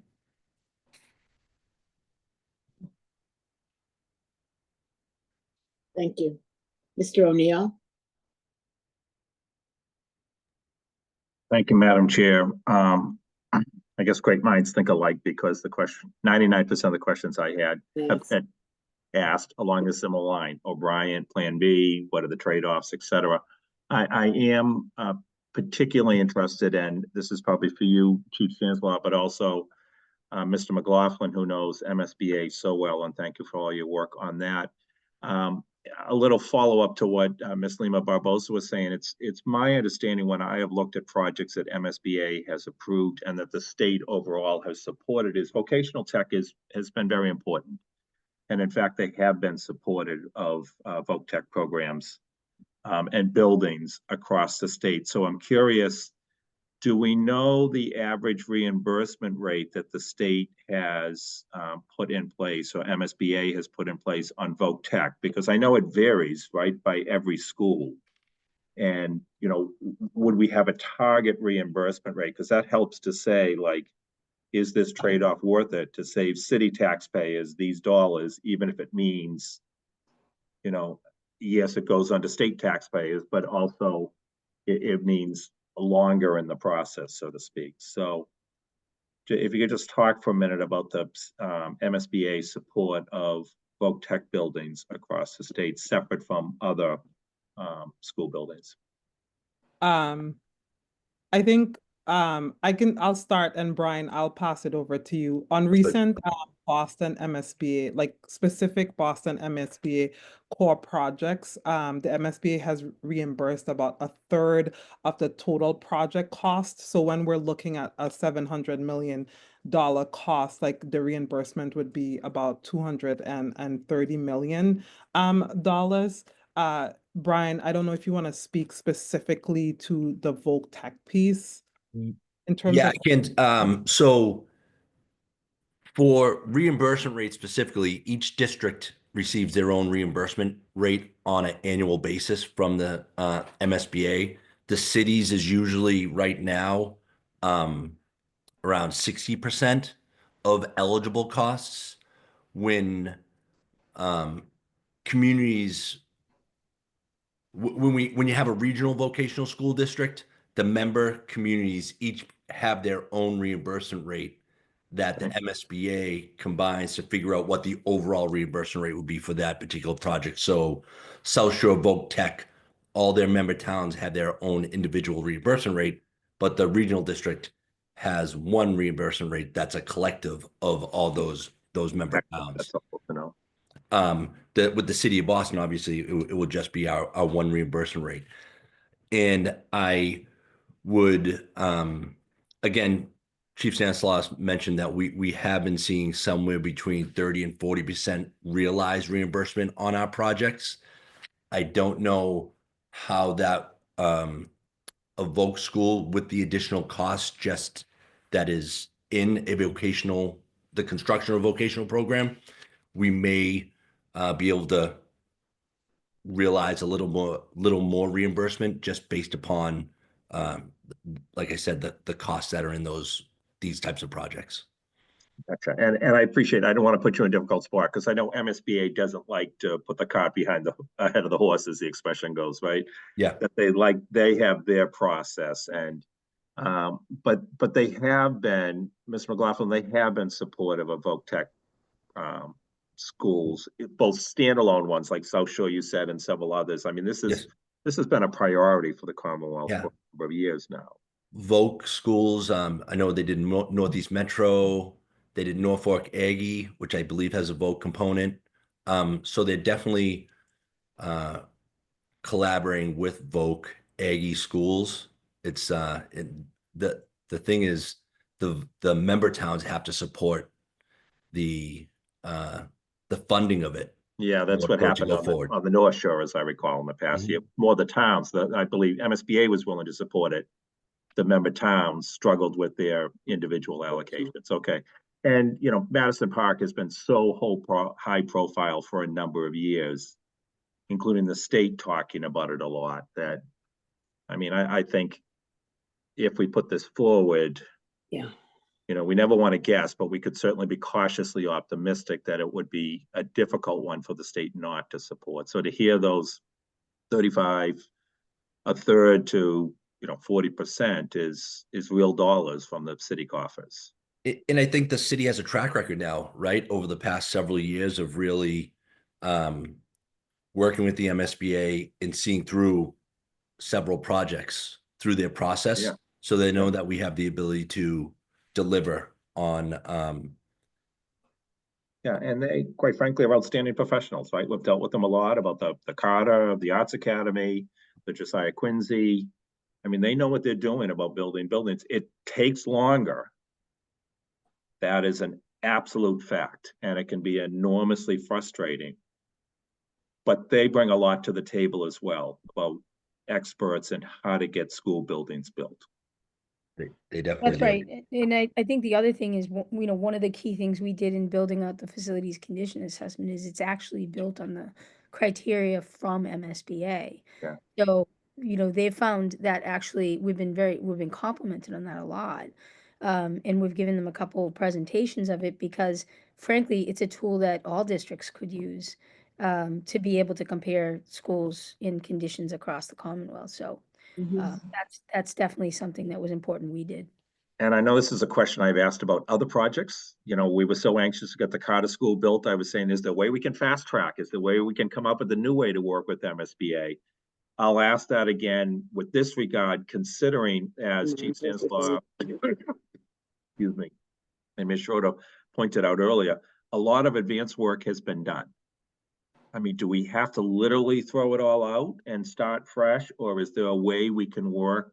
Is there a potential to work with MSBA, assuming they are favorably inclined in this project, to maybe shorten quite a bit? If it's all right, I'll speak to that. Hey, Brian. Chief, I think that there's been so much work done from the BPS team on getting facility conditions to a place where the action items for the MSBA, the prerequisite, the SOI, it's a lot easier to complete now because of all the work that BPS has been doing the past several years. And we've completed them all within the timelines of the MSBA's requirements of the eligibility for the Shaw Taylor. Now we're going to be starting for the Batson Academy. We still have to follow MSBA process, but also their board schedule. Right. And we only move forward by a vote of the board, which happens every 2 months. And if you miss one, it's almost a 3 to 4 month delay. So I think ideally we'd love to be able to fast track it because we have a lot of the information, or I'm speaking on behalf of the city for BPS. BPS has in hand a lot of the information that is required in the eligibility period, but we're still working with the MSBA, who is working with districts throughout the Commonwealth and has to be mindful of how quickly they move forward projects in how that may impact their cash flow to other districts. It's also to Brian's point, it's set up statutorily. Yeah. So it's sort of that's the game rules, right? And we have to go through that. But I think to Brian and Dell's point from earlier, the work that's been done helps us at a point with the application that for something as complex as Madison Park, it's a 6-month lead, right? Unless you've done all the stuff we've done. So that is all going in as like a positive to this application and making us feel pretty good about it. Okay, thank you. Thank you, Madam Chair. Thank you all, and thank you, Madam Chair. Madam Chair, I think that Brian, I think Chief Ford has his hand up. Okay. So I just wanted to. Thank you. Yeah, go ahead. Good evening. Thank you for having me. Brian Ford, Chief of Operations. I just wanted to expand a little bit on the information gathering that we did do previous to this and how it makes the MSBA process go much faster. For a reference point, generally when the MSBA comes and they do an assessment of whether it's a core or an ARP project, there's generally like a 500 question survey and several walkthroughs and all day of multiple people on staff. Both from the facilities and from the board and from our district. And that process usually takes us multiple weeks in order to complete. And at this point in time, they can gather all of that information pretty much remotely from all the information that we've already gathered across the district, which drastically shortens the time to completion information gathering, I would say almost by a month on average in terms of getting that information done. Okay. Thank you. Thank you. Again, I want to thank you for the presentation. And again, a number of members have asked many of my core questions, but I have a couple. One is, do we have a catalog of what is available across the city? You know, I know we want the Madison Park to continue to be sort of the mega crown jewel, et cetera.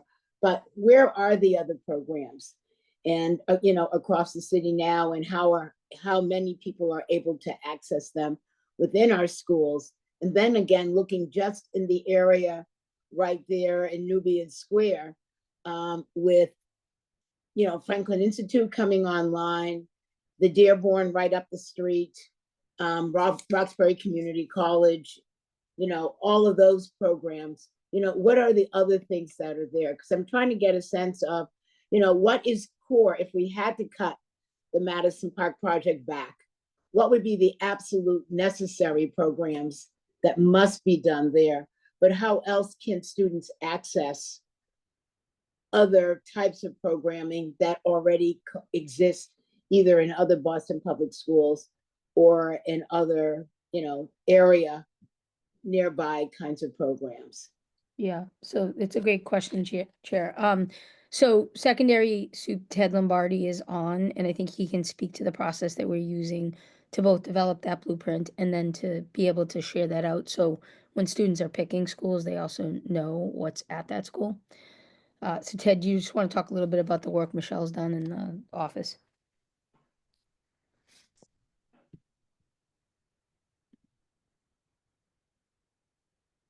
Oh, okay, maybe he is not. I see his picture, but not.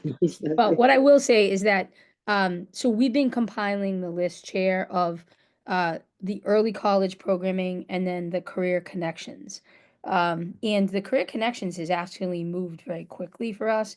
We used to have about 1,000 students in it back in, and that was inclusive of Madison, back, say like 3-4 years ago. We're now up to almost 4,000 students by the end of this year. And with that, when students do career connections, they often are still, they're also marrying that with a course often.